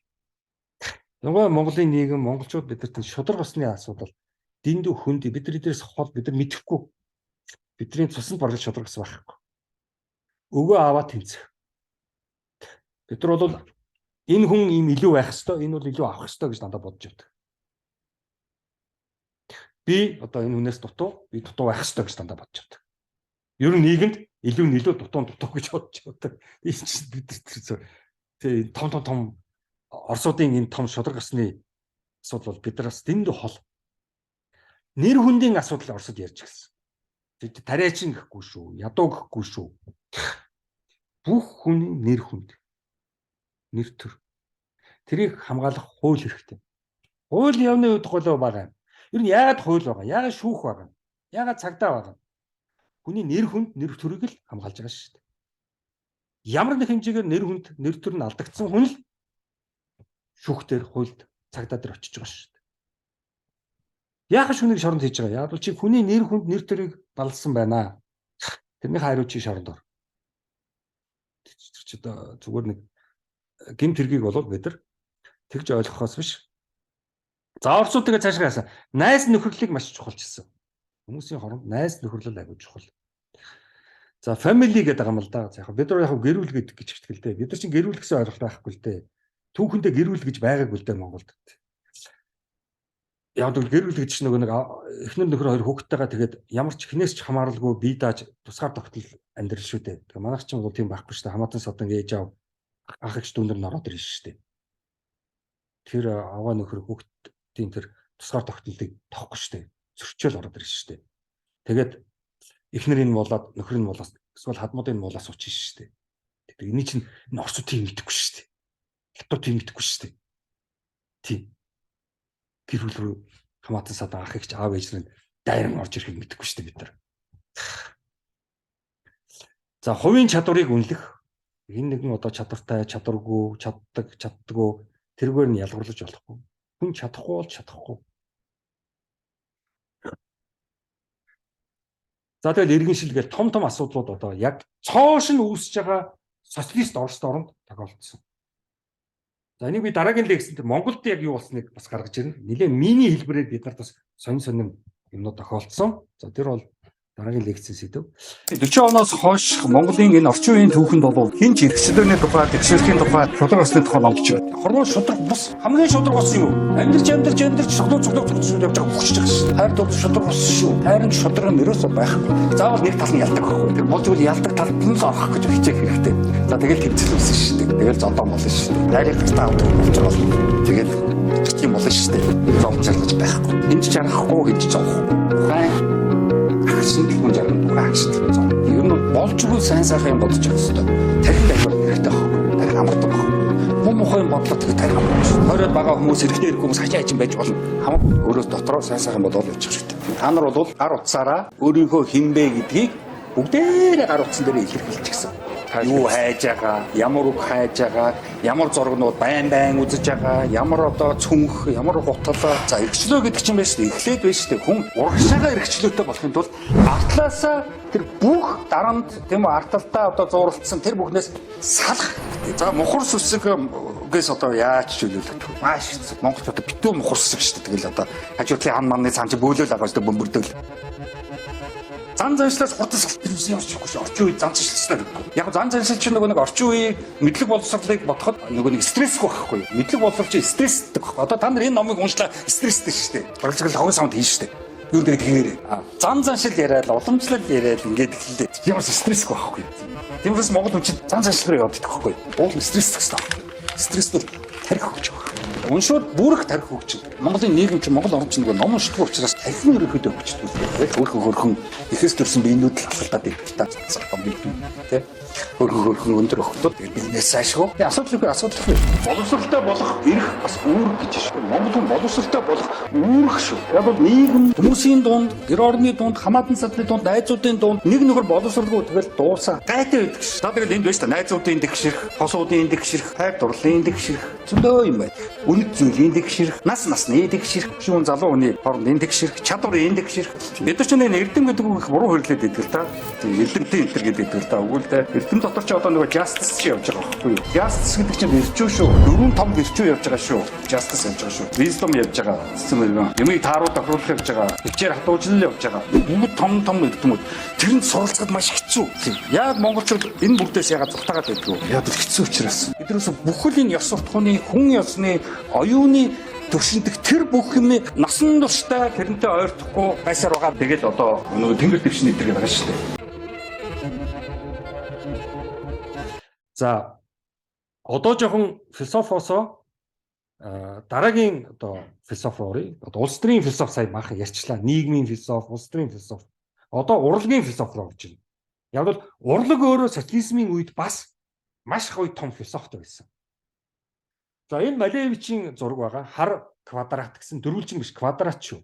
Дөрвөлжин чинь бол ийм дөрвөн тал нь адилхан биш байж болно. Дөрвөлжин бол. Яг квадрат чинь бол дөрвөн тал нь адилхан байхгүй. Квадратыг орчуулах боломжгүй. Тийм. Хизээш орчуулж болохгүй квадратыг. Яг манайхан бол яг л ижил хэмт дөрвөлжин энэ гэж яддаг л та. Ижил талт дөрвөлжин гэдэг. Тэр бол тайлбар. Тэрс нэр нь бол квадрат байхгүй. Тайлбарлахдаа ижил талт дөрвөлжин. Тайлбар тол дээр бол ижил талт дөрвөлжин гэж явах хэрэгтэй байхгүй юу? А нэр нь бол квадратаар л байна шүү дээ. Тэгэхээр бид нар квадратлаг гэж хэрэглэх хэрэгтэй байхгүй юу? За энэ квадрат хар дөрвөлжингөөр Малевич юг дүрслэлсэн бэ гэхээр одоо Орос орон цоошноор эхлэх гэж байна. Энэ дотор тийм үү? Хав хар. Хоосны он явж шүү дээ буддизм. Цоошноор эхлэх гэж байна. Цаашид ямар өнгөөр будагдахыг мэдэхгүй. Уул солонгийн 7 өнгө олчих юм бол диважин болчихно л та. Тэгэхээр хүн төрөлхтөө эзэж диважинд очихгүй шүү дээ. Диважин бол үргэлж мөрөөдлөөр үлдэн шүү дээ.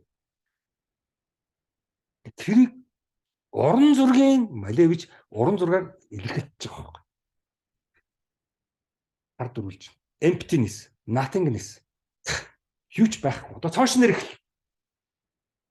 Цоош нэр эхлэхэд хэн ч юу ч мэдэхгүй. Яахыг хэн ч мэдэхгүй. Цаашид юу болохыг хэн ч мэдэхгүй. Ямар ч байсан бид нар социализмыг эхлүүлчихлээ. Социализм эхэлчлээ. Яг энэ хард өрүүлж шиг байна. Социализмыг үзсэн, харсан, социализмыг мэддэг хүн хэн ч байхгүй.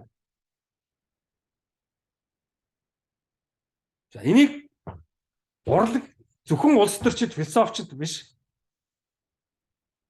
Урлагийнхан бас социализмыг уран зургаар дүрсэж эхэлж байгаа. Роман бичихтэй жоох бичээд эхэлж байгаа шүү дээ. Тэгвэл зураг зурж эхэлж байгаа.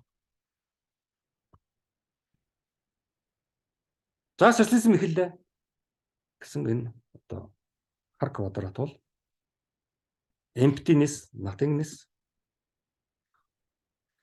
За ингээд тэр үеийн одоо социализмын үеийн Оросын урлаг бол бүр дэлхийд тэргүүлсэн дээд түвшинд явагдсан.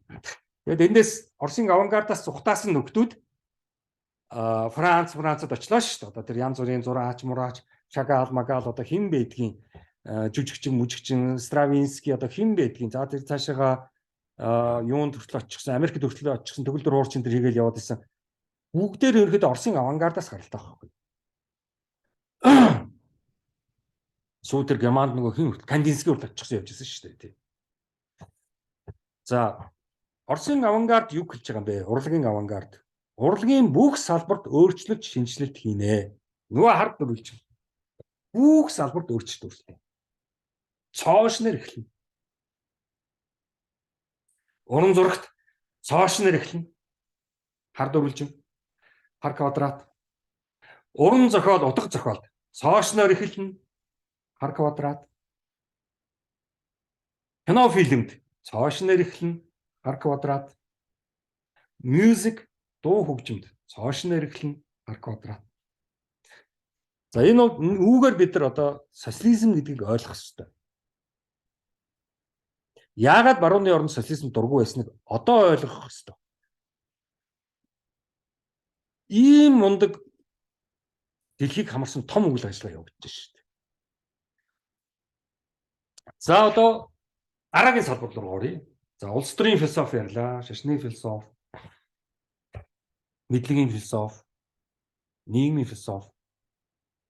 уран зураг, авангард ярьлаа. Одоо ерөнхийдөө Оросын их хүн төрөлхтний түүхэнд бас нэг онцлог ярих хэрэгтэй. Оросууд философийн номнууд бичгээсээ илүү уран зохиолын номнууд биччихсэн. Роман нэртэй боловч цаана нь философи. За хамгийн анхны уран зохиол романаар философицсан хүн бол яах чаргагүй Достоевский. Достоевский романаараа философицсан. Достоевский бол ерөнхийдөө хүний сэтгэл зүй, улс төр, философи энэ гурвыг хамтруулсан романууд маш бичсэн. За миний одоо яг маш их уншиж түүнд тэр номонд орсон роман бол тэр нөгөө Гимба гимшил. Нөгөө Раскольниковын 400 хэдэн хуудас хэлээд цуцаа ном. Герман хэл дээр уншижсэн. Дуустал уншсан. Олон өдөр олон өдөр уншсан. Нэг ажлын дараа уншиж байгаа юм чи. Тэр үед би ч нөгөө Германд байсан. За ерөнхийдөө яг Монгол Орос орчуулганд яг жинхэнэ Орос нэр нь бол гэмт хэрэг ба шийтгэл гэдээ яваад идэгин. Гэхдээ зарим газрууд Орманыг нэрийг Гимба гимшил болгоцсон явж идэгин. Яг бол гэмт хэрэг хийсэн дараа нь гимссэн. Тэр гимших юунд бол хуулийн үгээр бол шийтгэл гэдэг байгаа байхгүй. Хүнийг шийтгэхэд үнэхээр тэр хүн гимжсэн үгүй юу гэдэг чинь дараагийн асуудал байхгүй. Хичнээн шийдгсэн гимшиг бол яах юм? Тэгэхээр гимшиг хайгуу чухал гэдгийг Достоевский гаргаж байгаа байхгүй. Хууль бол шийтгэн. Крестийн шашнаараа яах ёстой? Хүн гимших ёстой. Гимшлийг огдох ёстой. Тэр чинь Достоевский хэлээд байгаа байхгүй. Достоевский чинь маш их одоо крестийн шашны романууд бичсэн шүү дээ. Ер нь Достоевскийн бичсэн романуудын цаана дандаа крестийн гад яваад байгаа шүү дээ. Бурхан яваад байгаа шүү дээ. Раскольников бол яах вэ? Мөнгөгүй оюутан. Тийм Санкт Петербург Оросын нийслэлд ирчихсэн. Оюутан болох гэж байгаа. Оюутан болсон. Тэгсэн яасан? Байрныхаа мөнгө төлж чадахгүй. Хоолныхаа мөнгө төлж чадахгүй. Ядуу оюутан. Одоо яах вэ? Сурмаар байдаг. Мөнгө байдгүй. Одоо яах вэ Раскольников? Тэгсэн чинь тэнд нэг ламбард ажиллаулдаг нэг хөгшин авгаа. Ламбардныхаа түрээснээс зайхан мөнгөтэй болоод баяд. Цүнх чамдаан дуур мөнгөтэй болчихсон. За одоо яах вэ? Мөнгө хэрэгтэй хүнд мөнгө нь байдгүй. Мөнгө хэрэгтэй хүн зөндөөх мөнгө. Энэ шударга. Энэ шударгасоо. Гадийнхаар бол шударгас биш. Гадийнхаар бол шударгасыг зөрчиж байна. Хинд юу хэрэгтэй вэ? Тэр нь очих хэвээр, ноогдох хэвээр. Тэрийг авах хэвээр. Тэгвэл оюутан хүн мөнгө хэрэгтэй үү? Тэр мөнгөтэй байх хэвээр. Мөнгөтэй болох хэвээр. Мөнгө хэрэггүй хүний мөнгө яах юм тэргээр тэр хүн. Шударгаас алдагдаж байна.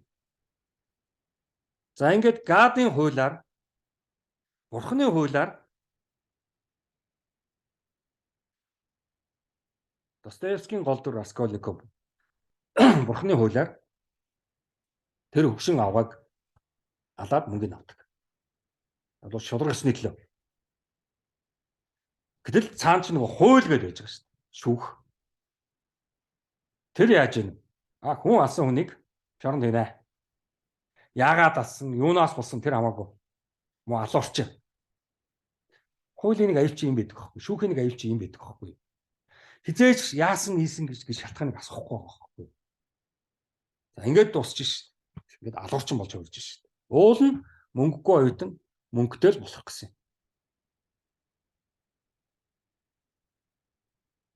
За ингээд философи эхэлт юм да. Амьдрал хатуу. Үнэн хаана байна? Ингээд философи эхэлт юм да. За тэгээд энэний чинь цаана юу яваад байгаа юм бэ? Достоевскийн зохиолын цаана яг юу яваад байгаа юм бэ гэхээр энэ salvation гэдэг нэг англи үг байдаг да. Тийм энэ тэнд их яриад идэг да. Энэ л яваад идэх нөгөө ангижрах. Альва нэг асуудлаас альва нэг онцгой амьдрал юу тохиолдсон сайн муу сайхан муу бүх юмнаас би яаж ангижрах вэ? Муу мухай, гомдол, уйлал, эмгэнэл одоо юу байдгийг. зовлон одоо юу гэдэг тэр бүдээс яаж ангижрах юм? Хэд хөөрөл, хэд шунал, хэд хөрөнгө чинь асар том дарамт шүү дээ. Энэ бүгдээс би яаж ангиж ирсэн нэг цэвэр хүн болох юм бэ? Би энэ яаж энэ оюунаа, энэ сэтгэл зүгээ, энэ соула, орсууч одоо душаа гэж байгаа шүү дээ. Тэрийг би яаж цэвэрхэн байлгах юм? Тэр л бүх дарамтуудаас би өөрийгөө яаж ангиж ирэх вэ? Амар хэцүү. За энэ явж байгаа шүү. За дараагийн том одоо философийн зохиолч бол яг чарга одоо Толстой. Тийм. За Толстой бол мундаг. Философийн ёс суртахууны, сургууль хүмүүжлийн, хүн ёсны маш их номнууд бичсэн. Одоо дэлхийн том ёс суртахуунч юм да. Тэгээд Махатма Ганди Толстой руу захаа бичижсэн. Зөвлөгөө гуйжсэн. Би одоо яах вэ? Энтгэг орныг яах вэ? Энтгийн ард түмнийг би яах вэ? Би одоо асуудалд орчоод байна. Манай ард түмэн цаашид яах ёстой юм? Шашны зөрчилд орчоод байна. Ёс суртахууны зөрчилд орчоод байна. Энтгийн ард түмний асуудлыг яаж шийдэх вэ гэдэг өөрөө захиалгууд бичсэн. Толстой маш их зөвлөгөө өгсөн гэдэг. Махатма Гандид. Тийм. За моралын болон нийгмийг л одоо илэрхийлсэн романууд бичсэн. За Толстой бол том романууд бичсэн. Гадаадад маш их нэрд гарсан. Даймбаа инх гэдэг зузаан ормоо. Би ихлүүлж байгаа сүүл рүүгээ тэр нөгөө нэрнүүдийн хооронд нь холиод ерөөсө дуусгах чадаагүй шүү дээ. Иван Ильичийн үхэл номыг бол уншсан. Дуустал нь. За Иван Ильич номын гол дүр Иван Ильич бол насаараа шүүхийн шүүгч байсан. За гэнт одоо өвчин тусаад энэ мудаад үхлийн хэвтэрт орсон. Тэгээд үхлийн орон дотроо үтчих та хэдэн өдөр орилж хашгирсан. Дуу тавьсан. За яагаад вэ гэсэн чи би амьдрсан шиг амьдрч чадсангүй штэ гэдэл орилдсон. Хинч таагүй. Яг бол хэрвээ Иван Ильич амьдрсан шиг амьдрсан бол хүмүүс Иван Ильич айгүй сайн байх хэрэгтэй байхгүй. Иван Ильич амьдрсан шиг амьдраагүй. Яг бол хүмүүс тусалаагүй. Хүмүүсийг тийм үү хүндэтгээгүй. Өөрийн муу хуульч шүүхийн мэрэгжилдээ л төвлөрсөн мэрэгжлийн өвчтөй. Хүмүүс дандаа муухай юм хийсэн. Сайн сайхан юм хийгээгүй. Хүн амьдрсан шиг амьдрна гэдэг чинь сайн сайхан юм хийснээр амьдрсан шиг амьдрлаа гэж байна. Тэгээс одоо эдий гэсэн юм а эдээгөө, явъя гэсэн газар руугаа яваагүй, өмсөй гэсэн хувцас өмссөнгөө, зөөе гэсэн эмгээ зүүсэнгөө гэдгийг л одоо манай энэ гадуур бол амьдрсан шиг амьдрал гэж ойлгоод байгаа шүү дээ. Тийм ч юмыг аваагүй, ийм ч юм худалдаж аваагүй, тийм ч юмыг идлээгүй, эзэмшээгүй, тийм үү? Тэгэхээр амьдрсан шиг амьдрч чадсангүй. Үгүй байхгүй юу? Толстой амьдрсан шиг амьдрах бол хүмүүст туслах. Хүмүүст нэр хүндтэй явах. За ингээд орилоод 3 өдөр орилдог. Гэхдээ тэр ормоо өстой гоё шүү. Та нар уншаарай. Иван Ильичийн үхлийг. Гэр орныхоо эхнэр эмэгтэр хүүхдүүд нүртэл тоодгүй. Балаа юм бит. Аав гэдэхгүй байгаа. Балаа юмтай. Өдөртөө аав баяр. Ажлаа хийгээл худлаа нэг цалин мөнгө, нэр хүнд албан тушаа хөөцөлдсөн нэг юм байсан. Бид нар лөө муухай хараад хүүтэн хөндөө тогч байгаа юм чи. Найз нар ч гэсэн тоохгүй. За Иван Ильич өгчгээр одоо албан тушаалд нь хэнийг тавих уу гэж цаагаараа яриа сууж байгаа юм чи. Тэр бид нар яах гэж хүмүүс хүн тэгж хандна гэдэг бол амьдрсан шиг амьдраагүй байгаа. Хүүхдэн дуртай биш шүү дээ. Өхүүлэх дуртай биш шүү дээ. Тэг ямар амьдрал вэ? Амьдраагүй шүү дээ хүн. Хинч харамсахгүй шүү дээ. За Толстойгийн дараагийн одоо философийн зохиолч бол одоо яах чаргагүй Чехов. За энэ зурган дээр яг Чехов Толстой хоёр сууж байгаа. Уулзалддаг байсан. Ер нь зохиолчид нэг амуулаад л одоо тийм үү? Нэг нэгнээсээ илүү гарах гал ингээд исэн тийм юус байгаагүй. Тийм. За Чехов бол том роман, зузаан номнууд бол бичээгүй. Тийм. Нөгөө талаар нөгөө эмч байсан учраас эмчийнхээ ажлыг хийж байсан. За ер нь бол хүмүүсийг ер нь их бичээд ахтай биш. Нийгмийн тухай нэг бичээд ахтай биш. Янз бүрийн сайн муу дөрүүд нэг бичээд ахтай биш. Ерөнхийдөө харуулсан. Нийгэм бол нэг ийм шүү. Хүн гэдэг ер нь нэг ийм шүү. Хүний тэр яриад байгаа тэр аз жаргал, зовлон, илүү дутуу сэтгэлийн одоо сэтгэл зүйн асуудал юмнууд ер нь бүгд хүнд ингэж явж идэг. Тэрийг зөвхөн ингэж харуулсан. Сайн муу сайхан муухайг ерөөсөө илэрхийлээгүй номнууд нь. Хүмүүсийн нөгөө л нэг сэдвүүд. Хайр, аз жаргал, ёс сурт, хүмүүжил, шударгаас, нэр төр, худал дүр эсгэх бүх нийгмийн асуудлуудыг зөвхөн ингэж харуулсан. Тэгээд тэр Чехын номыг уншиж байхдаа нэг дүрд нь сайн болоод нөгөө дүрд нь муулаад дургуйцаа тийм ерөөсөй байхгүй. Онцлогтой. За Чехын одоо тэр номнуудыг чинь би чинь нэг Инторийн цэцэрлэгээс ахуулаад 16-7 тайда уншижээ лааш штэ. Тэгэд Горки ингэж хэлсэн байт юм бэлээ. Чехын дэргэд байхаар өөрийн эрэхгүй энгийн үннээрээ бас өөрийнхөө байж эхэлдэг. Байж чаддаг. Тийм их сонин энгийн айхтар хүн байсан Чехан бол. Тэгээс тэр номнууд нь бол тийм хүнддэг тийм их яасан нөлөөлсөн байдаг хөлтөө. Тухайн би Чехын гэж одоо сайн уншсан да. Чехын уншчихад ээж авруугаа хараад сургууль дээр багш нар руугаа очиад харсан чинь нэг сони харагдаад шүү.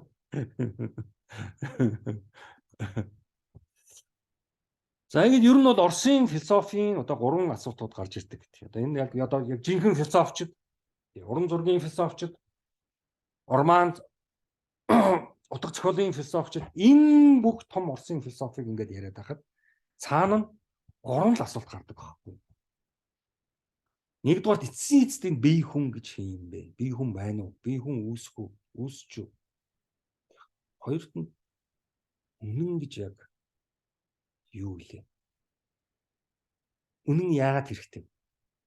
Үнэн яагаад үнэтэй? Гурав дахь том асуулт бол мэдээж шударга гэсэн. Тэгэхээр өнөөдөр Орос орныг бид нар ойлгох гэвэл Орос хүн бол тэр бие хүний асуудлыг маш тавьдаг. Бие хүн гэдэг чинь нэг эрхчлөөдөө ээж аав, эмээ өвөө, найз нөхөд юу гэдгийг хамаатан садан ах эгч дүүнээс хамааралгүйгээр өөрийнхөө нэг явж байгаад дуусах.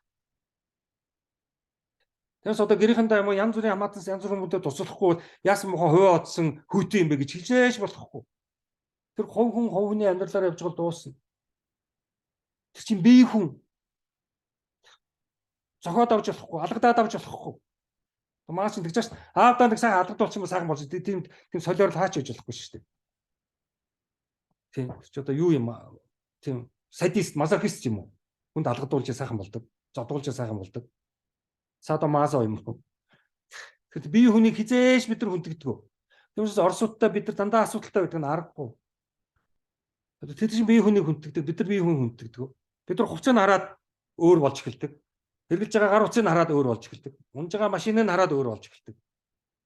Бид зөвхөн гадна хэлбэрцснээр нь хүнийг үнэлдэг. Дотоод хүнийг хизээж үнэлдэг. Тоос орсуудтай, хятадуудтай, монголчууд хизээж ойлголцохгүй.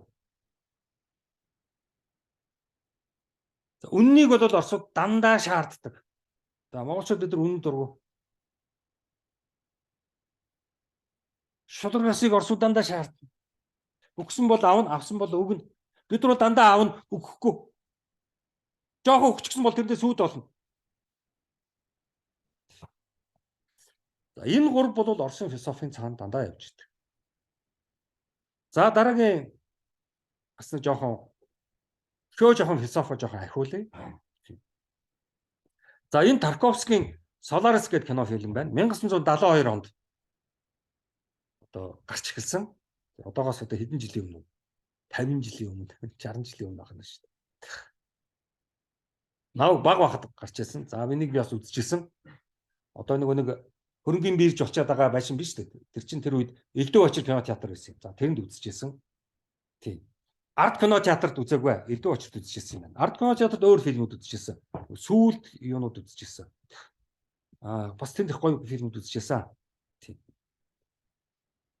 Одоо ч нэг арт кино театр байхгүй болоо үсттэй.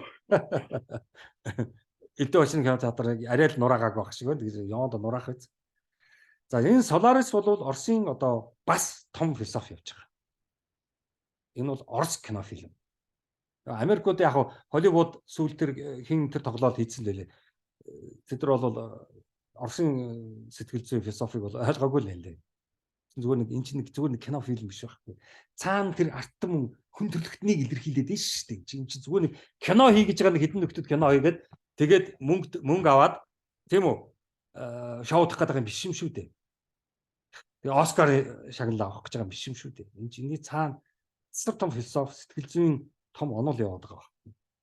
За энд бол яадаг вэ гэхээр бид нар мэдж байгаа нэг окторгууд судалгаа хийж байгаа сансрын хөлөгтэй байгаа. Тэгэхээр сансрын зэгчид тэнд очихсон судалгаа хийгээд байж байгаа. Гэсэн чинь тэнд асуудал гардаг. Тэрүүл, уруул, хоорондоо муудалцах одоо зарим нь өрөөнөөсөө гарч ирэхгүй. Тэгээ энд асуудал үүсээд байна. Дэлхийгээс хүн ирж тус олооч ээ. За тэгээд яхаа дэлхийгээс сэтгэл зүйч очдог. Тэгээд тэр сансрын хөлөгт очиод хүмүүстэй нэгэд уулзах гэж оролддог. Бүгдээрээ хаалгаа хаачгаад гарч ирдэг. За тэгээд яг сэтгэл зүйч хурж ирээд сансрын хөлөгт эхний шин хондог. Өглөө босоод ирсэн чинь нас урчсан эхнэр нь хажууд нь сууж идэг.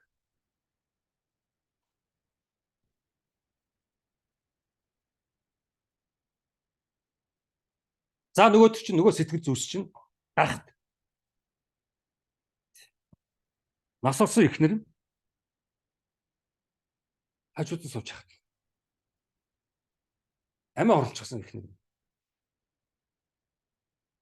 Тэгээ босч ирээд юм ярьсан чинь өөдөөс нь юм яриад идэв. За одоо тэгэд яах? Одоо нөгөө дахин төрх асуудал энд яригдчих шээ. Түрүү Малевич дээр хоосны онол, юучшийн онол, emptiness хоосон чанар ярьжсэн бол одоо энэ дээр дахин төрх асуудал. Дахиад буддизмын асуудал гарч ирж шээ. Өөрөлд хүн дахин төрлөө гэхэд ориг хүн дахин төрж байгаа мó? Копи юм уу? Копи дахин төрсөн байгаа чинь копи юм уу? Одоо тэгээд тэр чинь тэр нөгөө нэгэнд нас урцсан эхнэр хажууд нь сууж байгаа. Одоо би тэгээд юу гэж ойлгох юм тэр хүнийг? Жинхэнэ миний эхнэр үү? Эсвэл миний эхнэрийн копи нь үү? Тэгээ нөгөө толин дараа зогсож байгаа. Энэ толин дарагч аюул чухал байдаг байхгүй юу? Тэгээ одоо энэ толинд харж байгаа нь хин юм. Копигийн копи юу? Хэнийг хараад байгаа? Маш том философи асуулт байхгүй юу? Тэр одоо тэнгэр дэвшлээ, дахин төрөөрөө энэ төр гэдэг чинь юу гэсэн үг вэ? Дахин төрөхөд ориг дахин төрөх юм уу? Копи дахин төрөх юм уу? Маш том философи асуулт гарч ирж байгаа. За нөгөө тал сэтгэл зүйч өөрөө хүмүүсийн сэтгэлийг засах гэж очсон чинь өөрөө бүү асуудал. Сэтгэл зүй асуудалтай. Өнгөрсөн үргэлж толгойд нь явдаг. Тэгээ шүн нөгөө нэг эхнэрээ зүудлээд хончихгүй. Тэгсэн чинь энэ нөгөө нэг яг юун дээр гардаг шүү дээ. Том одоо нэг оцеаны асуудал байдаг шүү дээ. Энэ нэг зургийг би харуулах. Энэ нөгөө том оошин байгаа шүү дээ. Яг тэр сансрын хөлөгтэй ойрхон нэг том тэнгис байгаа байхгүй. Усргэлдээл. Тэгсэн чинь энэ усргэлдэг энэ тэнгис маань ид шидтэй. Яг л тэр сансрын хөлөг дотор байгаа хүмүүсийн толгой дотор юу эргэлтнүг тэрийн материаллыг болгочдөг байна.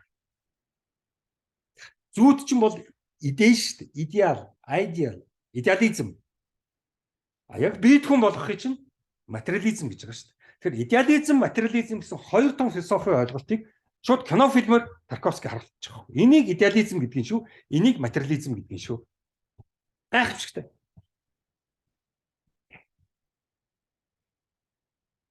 Одоо нөгөө нэг окторгууд очсон хүн чи одоо тэгээ яах юм? Энэ доторхоо тэгээд одоо яах юм? Хамт аваад окторгуу руу явна шүү дээ.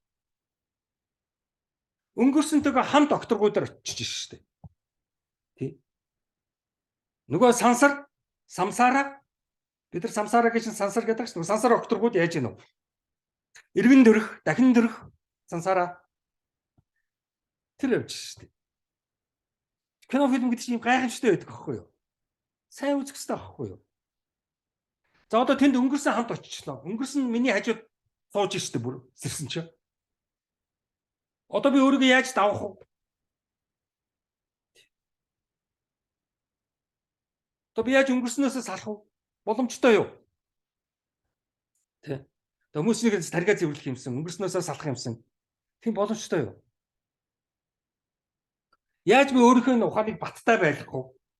Тэр өнгөрсөнтэйгөө үргэлж зурлцсан, үргэлж тэдрийгээ авч явсан. Тэг яах вэ? Бүгдийн сүүлийн ачмал робот л гэсэн үг шүү дээ. Тэгэхээр бараг ч одоо сансарлуу хүн нисгий гэвэл хүүхэд нас байхгүй, өнгөрсөн амьдрал байхгүй, намтар байхгүй, тийм л хүмүүсийг нисгэх нь шүү дээ. Өнгөрсөнгүй хүмүүсийг л нисгэх нь шүү дээ. Тэ. Би ч нөгөө Герман руу докторд яваад тэнд байж байхдаа өдөр болгон Монголыг зүрдлээд байгаа шүү дээ. Тэг яах юм тэгээд Монголд буцаж ирсэн дээр шүү дээ. Тийм. Над чиг юм бол сансарлуу нисээд ерөөс хэрэггүй. Намайг тойрол баахан хүмүүс сууж явах хэрэгтэй юм шиг цоох юм шиг байл шүү дээ. Юу нөгөө өнгөрсөн ихнэр эмээ нүртэл хажууд сууж явах юм шиг байл шүү дээ. Тэгэхээр энэ хүн гэдэг хуучнаасаа салах гэдэг ямар хэцүү байдаг. Хуучин бидэнтэй үргэлж явдаг гэдэг чинь энийг харуулж байгаа байна. Сэтгэл зүйн маш том гоё фильм. Одоо тэгээд энэ нөгөө нэг Ocean гэсний зураг 3 үг бичсэн баг шүү дээ. Yourself, a woman, a homeland. Өөрөлдвөл 3 асуудалд тэр хариу өгж байгаа шүү дээ. Том тэр тэнгис. Эцсийн гэж тэр том тэнгис чинь гадал байхгүй юу да. Бурханд байхгүй юу да. Yourself гэдэг чинь би, миний өөрийн асуудал.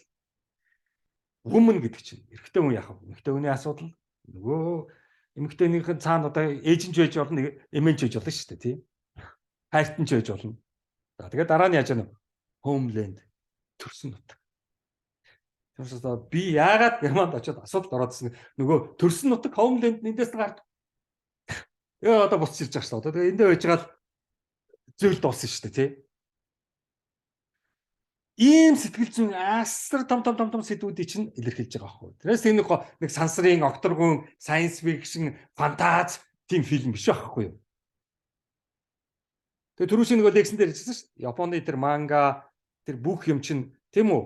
Анимегийн чинь цаана том философи, том сэтгэл зүйн юмнууд яваад байгаа. Бид нар хөөхөн нөгөө малчин монголууд эсгийгээрээс гарч ирэхэд бид чинь гоё кино байна, хүүхдтэй кино байна, амар гоё сансрын гоё кино фильм үзсэн. Сасаад нисээ айл идэрсэн. Тийм биш байхгүй. Яг нөгөө сэтгэл зүйч чинь тэнд очиод бусад нөгөө сансрын хөлбөөн дээр байгаа хүмүүстэй уулзахад хаалгын онгоолсон цаана хүүхд гүйждэг шүү дээ. Тэг мөн рүү gaachдаг шүү дээ. Тэгээд нөгөөх нь бушгүй хаалга ачдаг шүү дээ. Тэр нөгөө тэнд яасан нэг хүүхд зүрлсэн чинь нөгөө энэ тэнгис чинь хүүхдийн материаллыг болгоцсон. Өөрөөр дотор нэг үг айл.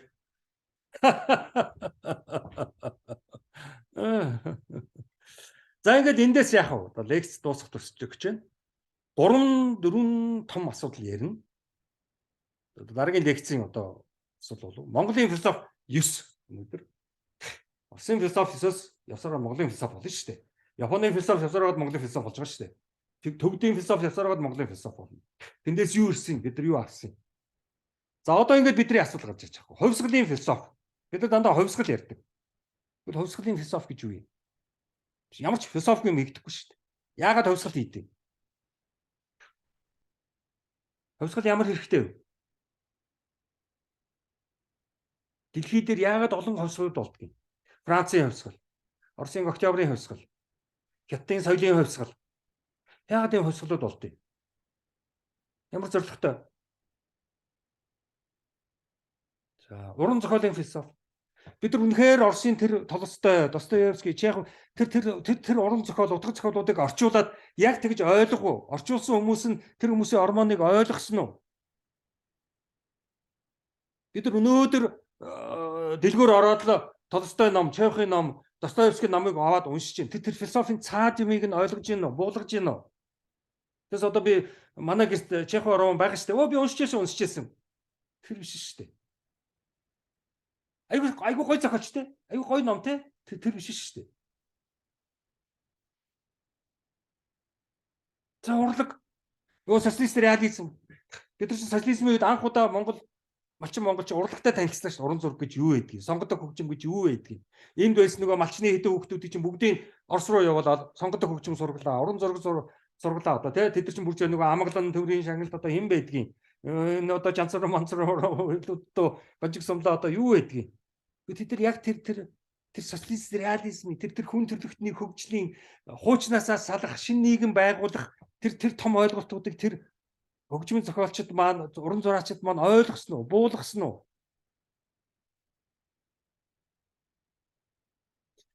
Социалист реализмыг ойлгосон уу? Бүх нийгэм эстетиктэй бол гэдэг шүү дээ. Социализм, Оросын социализм, Ленин, одоо Сталин юу гэдэг юм? Оросууд яасан? Социализм их гоё байх ёстой шүү. Гоо зүйтэй байх ёстой шүү. Тэгээд социализмаа байгуулж шүү дээ. Орос хүн одоо маш гоё болно. Тэгээд өнөөдөр тэр Орос хүүхнүүд чинь тэгж их гоё хувцалдаг. Тэгж их гоё нүрэ боддог чинь тэр социализмын явж байгаа байхгүй. Нөгөө авангард явж байгаа байхгүй. Урлагийг амьдралынхаа өдөр тутмын хэрэгсэл гарын авлага болгох гэдэг шүү дээ. Тэгээд тэд нар чинь тэгж ормоо уншдаг байхгүй Оросууд чинь. Тэгээд тэр нөгөө Москвагийн тэр гоё барилгууд чинь тийм гоё архитектуртай байхгүй. Ломоносовын их сургууль маш гоё архитектуртай. Кремль ямар гоё архитектуртай байлаа. Яг бол Орос орн чинь гоё болъё гэдэг шүү дээ. Амьдрал гоё байх хэрэгтэй. Яг урлаг шиг гоо зүйтэй байх хэрэгтэй. Хоол гоё амттай байх хэрэгтэй. Ууж байгаа ундаа амттай байх хэрэгтэй. Гэрийн хэрэгсэл, аяг тавг, сандал ширээ гоё байх хэрэгтэй. Орны бүтээлэг гоё байх хэрэгтэй. Ширээний бүтээлэг гоё байх хэрэгтэй. Цонхны хөшиг гоё байх хэрэгтэй. Бүх юм гоё байх хэрэгтэй. Тэр чи яваад байгаа байхгүй. Баруун Европт суралцсан юм уу? Оросд суралцсан хоёр эмэгтэй оюутан уулзахад Орос сурсан эмэгтэй айгүй эмэгтэйлэг байдаг шүү дээ. Айгүй хувцсан нүдээр арга бодчихсан. Баруун сурсан нэг наасан цастаа зогсчихдаг шүү дээ.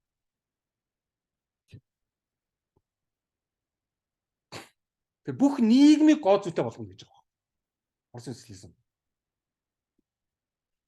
За энэ социалист реализмын зураг байгаа байхгүй.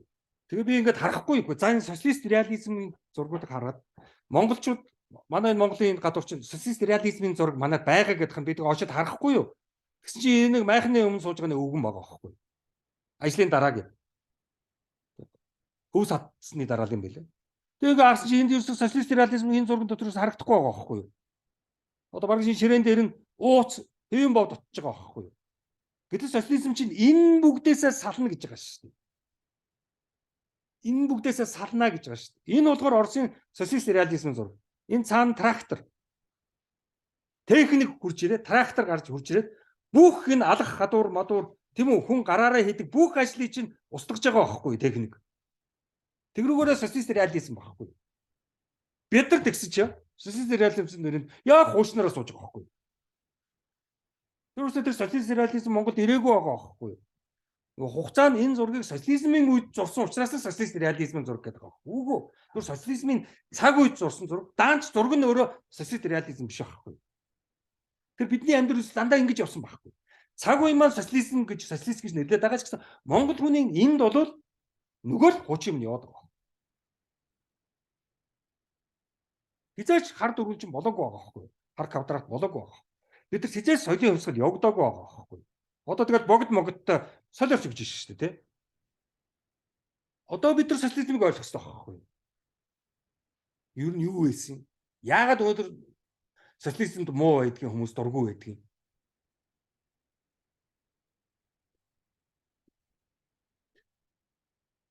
Гол нь эн чинь хоёр том асуудал гарч ирдэг. Нэг нь болохоор би ба би биш, identity-гийн асуудал. Би биш болно гэдэг маань асуудал устгах.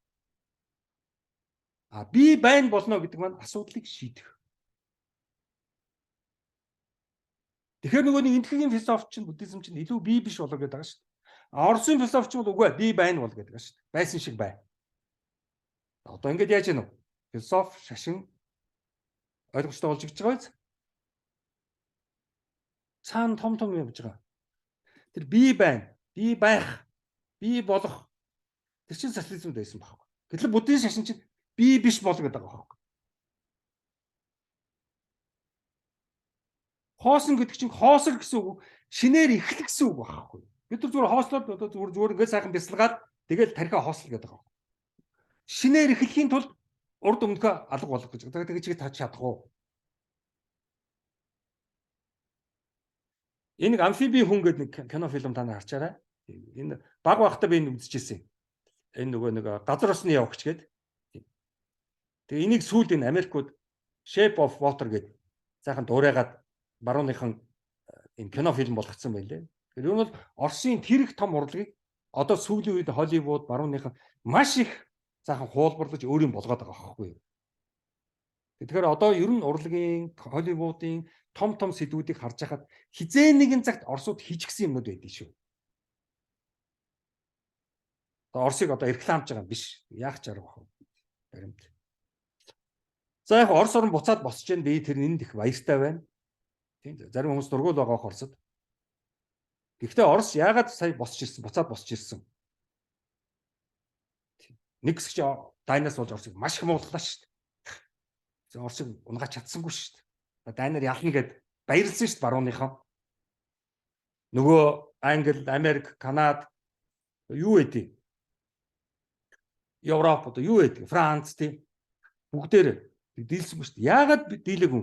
Яагаад бол барууны ертөнц чинь байна шүү дээ. Америк, Европ хоёр багхгүй юу? Америкийн бусад нөгөө Англи, Канада, Австрали болоо явж байгаа шүү дээ. Эдгээр чинь ердөө дэлхийн хүн амын 1 тэрбум л багхгүй юу? Үлдсэн 7 тэрбум чинь Оросын талд биш шүү дээ. Тийм. 1 тэрбум барууны ертөнц, 7 тэрбум бусад Африк, Аз, Латин Америк, Орос хятад юу гэдэг? Энэ бүгд чинь 7 тэрбум шүү дээ. Тэгэхээр 7 тэрбумыг энэ 1 тэрбумд яагаш дийлэхгүй? Оросын ард 7 тэрбум арт юм байна дэлхийн. Дийлэхгүй. Одоо сая ингээл Шанхай уулзалт янз бүрийн болж ирсэн. Тэн чинь тэгэл энд гэх хятад Орос тэр 3. За тэгээд Африк ирчихсэн. Араби орнууд одоо нийлж байна. Чинь 7 тэрбум шүү дээ. Бразил цаанаас үрээд ирчихсэн. Аргентин цаанаас үрээд ирсэн. За ингээд яг лекц дуусгахдаа ер нь бидний одоо эндээс Монголын философиэр өцөгдөр өдөр маргаашаал бид нар ярилцах хэрэгтэй. Тэгээ энэ нэг зураг байгаа байхгүй. Энэ бол хувьсгалын өмнөх хүрээ. Тийм ортой цаана дандаа харагдаж байна. Энэ нааны скватрын талбай. Ийм л байсан бид нар социализмын өмнө.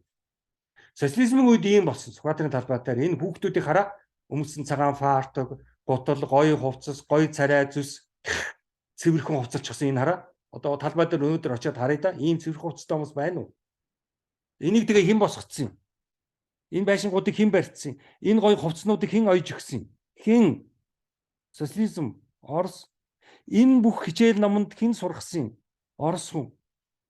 10 жилийн сургуулийг хэн байгуулж өгсөн юм? Орос хүн.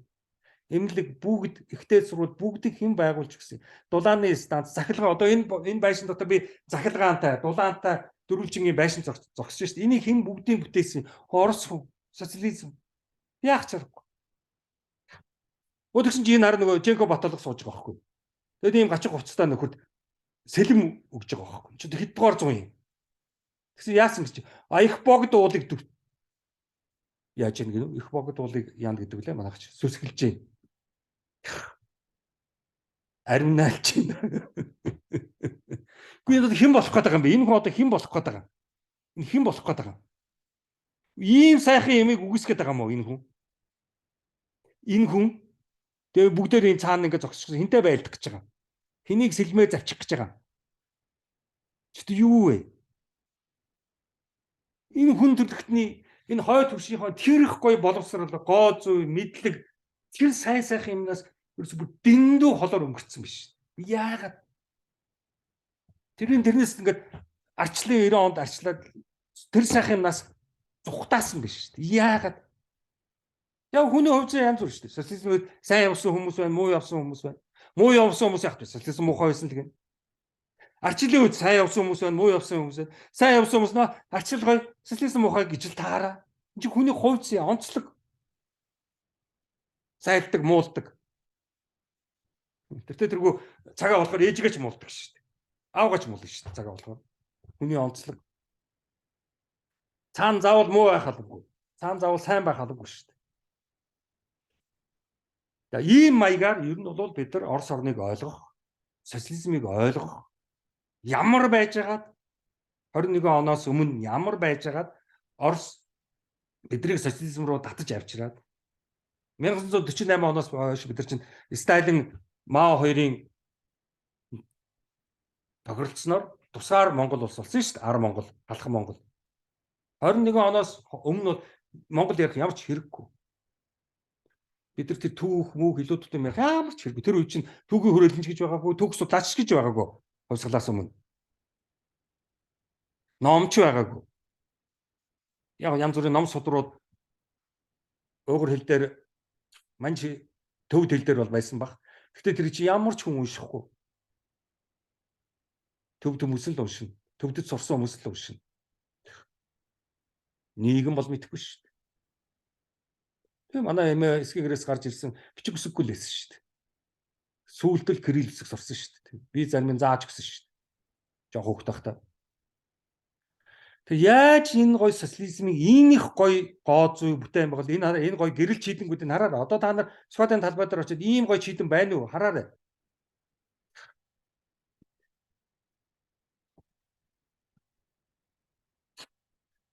Лекцэс бол нэлээд одоо нэгэнт Орос хойд хөршөө ярьж байгаа, нэгэнт социализмыг ярьж байгаа бол лекцэс бол нэлээд том, нэлээд олон сэдв хамруулах нь аргагүй. Бид нар явсаар байгаа дэлхийн жигтэйхэн олон орнуудыг ярьлаа. Хөрш, эргэн тойрон. Тэгээд тэд дотор ингэж эргэн тойрон эндээс ахуулаад ингээл эргэн тойрон явлаа шүү дээ ингээл. Тэгэл явхад бидэрт ямар их ойр орныг одоо л харж байна шүү дээ. Бид нар юу хинбэ гэдгээ одоо л харлаа шүү дээ. Монгол улс, Монгол хүн гэдэг бол социализм. Социализмыг л бүтээгдэхүүн. Тэрнээс өмнө Монгол ярих ямар ч утгагүй, байгаагүй, төрж байгаагүй, сургуульч байгаагүй, эмнэлэгч байгаагүй, шинжлэх ухаанч байгаагүй. Юу философи? За энийг хүлээмжлэх ёстой. Магтаж байгаа юм биш. Яг бол биднэрт аз тохиосон муу хүний заяа их гэж. За нэг иймэрхүү их төвхтэй. Гэхдээ яг биднийг хэлсэн, үннийг гаргасан, өөрөөсөө хүлээмжшөөрөх, байгаа байдалтай цогцох, цаашид ирээдүгөө төлөвлөх, авангард болох, гоо зүйтэй явах, хороо ертөнцийг хүлээмжшөөрөх. Ийм айгүй тийм чухал лекцсэн. Тэгээд болчлоо. Анхаарал тавьсанд баярлалаа. Дараагийн лекц хүртэл баяртай.